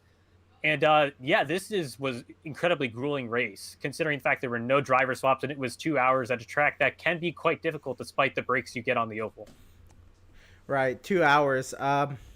That is quite a challenge for any drivers, and then to see, especially these beneficiaries, stick it out for these 2 hours and give it their all. Hunter Reeve with the beneficiary class win, and then all the beneficiaries who stuck it out through a rough race, even if it wasn't their best race. They came through, and of course, what Operation Motorsport means to them, I think, helps a lot with that.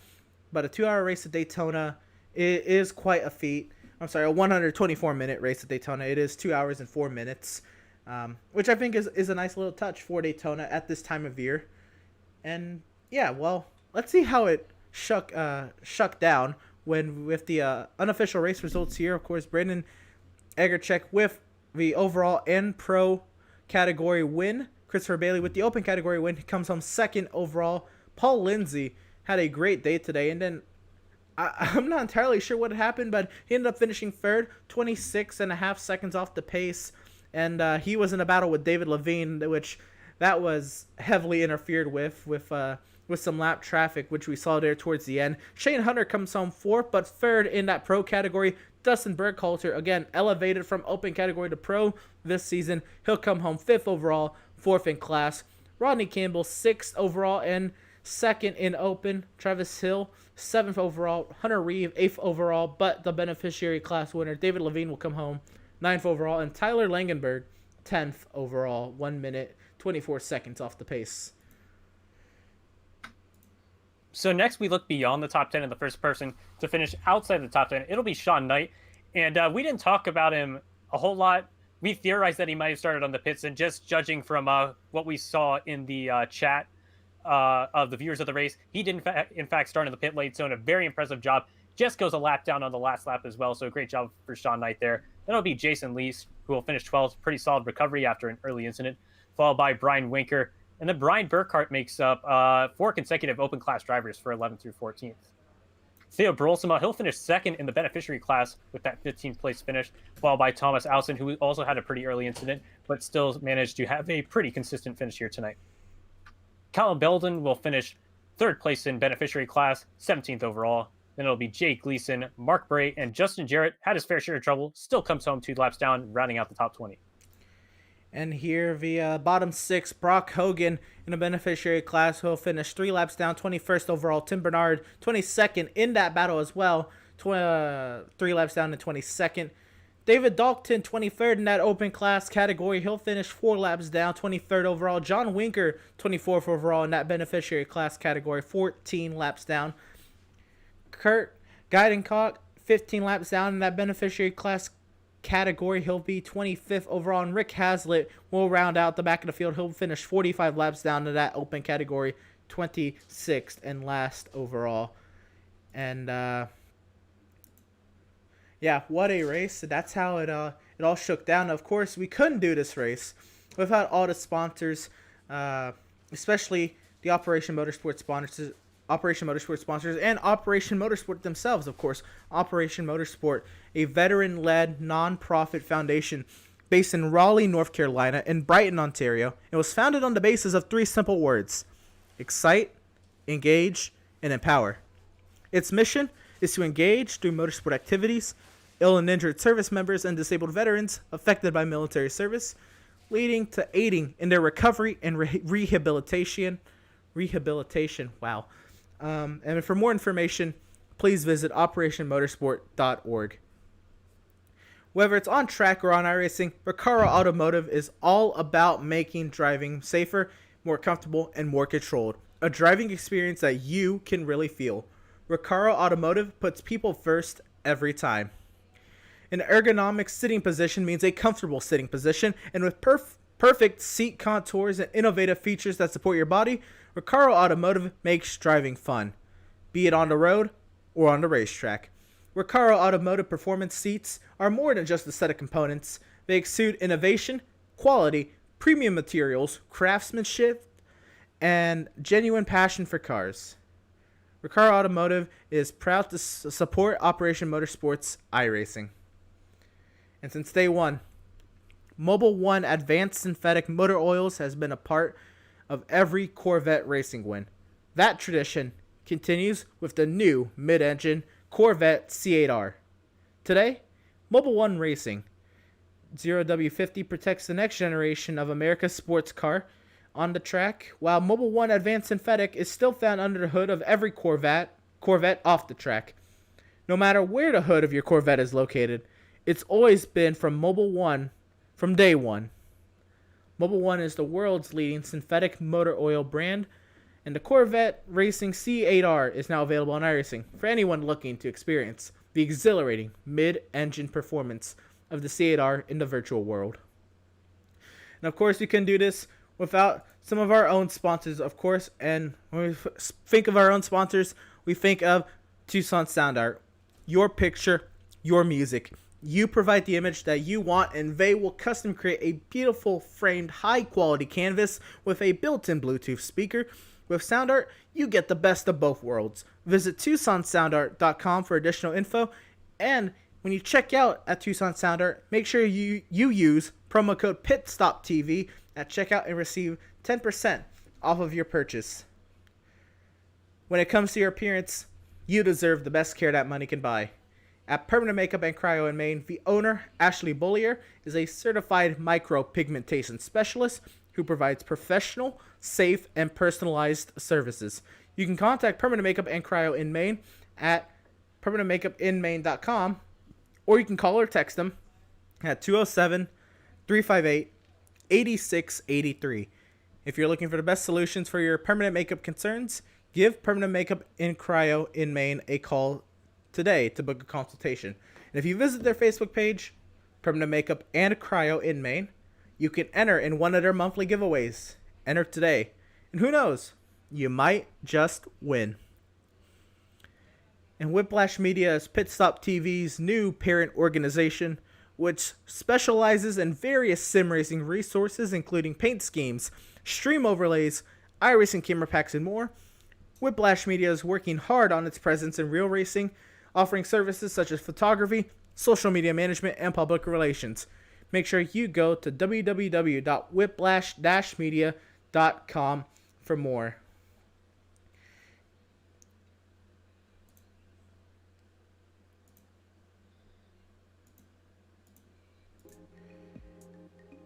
And well, that's going to conclude our coverage tonight of the Operation eMotorsport Winter 2021 season opener at Daytona. And we at Pit Stop TV thank you for tuning in and joining us for tonight's action. And we hope you enjoyed tonight's broadcast.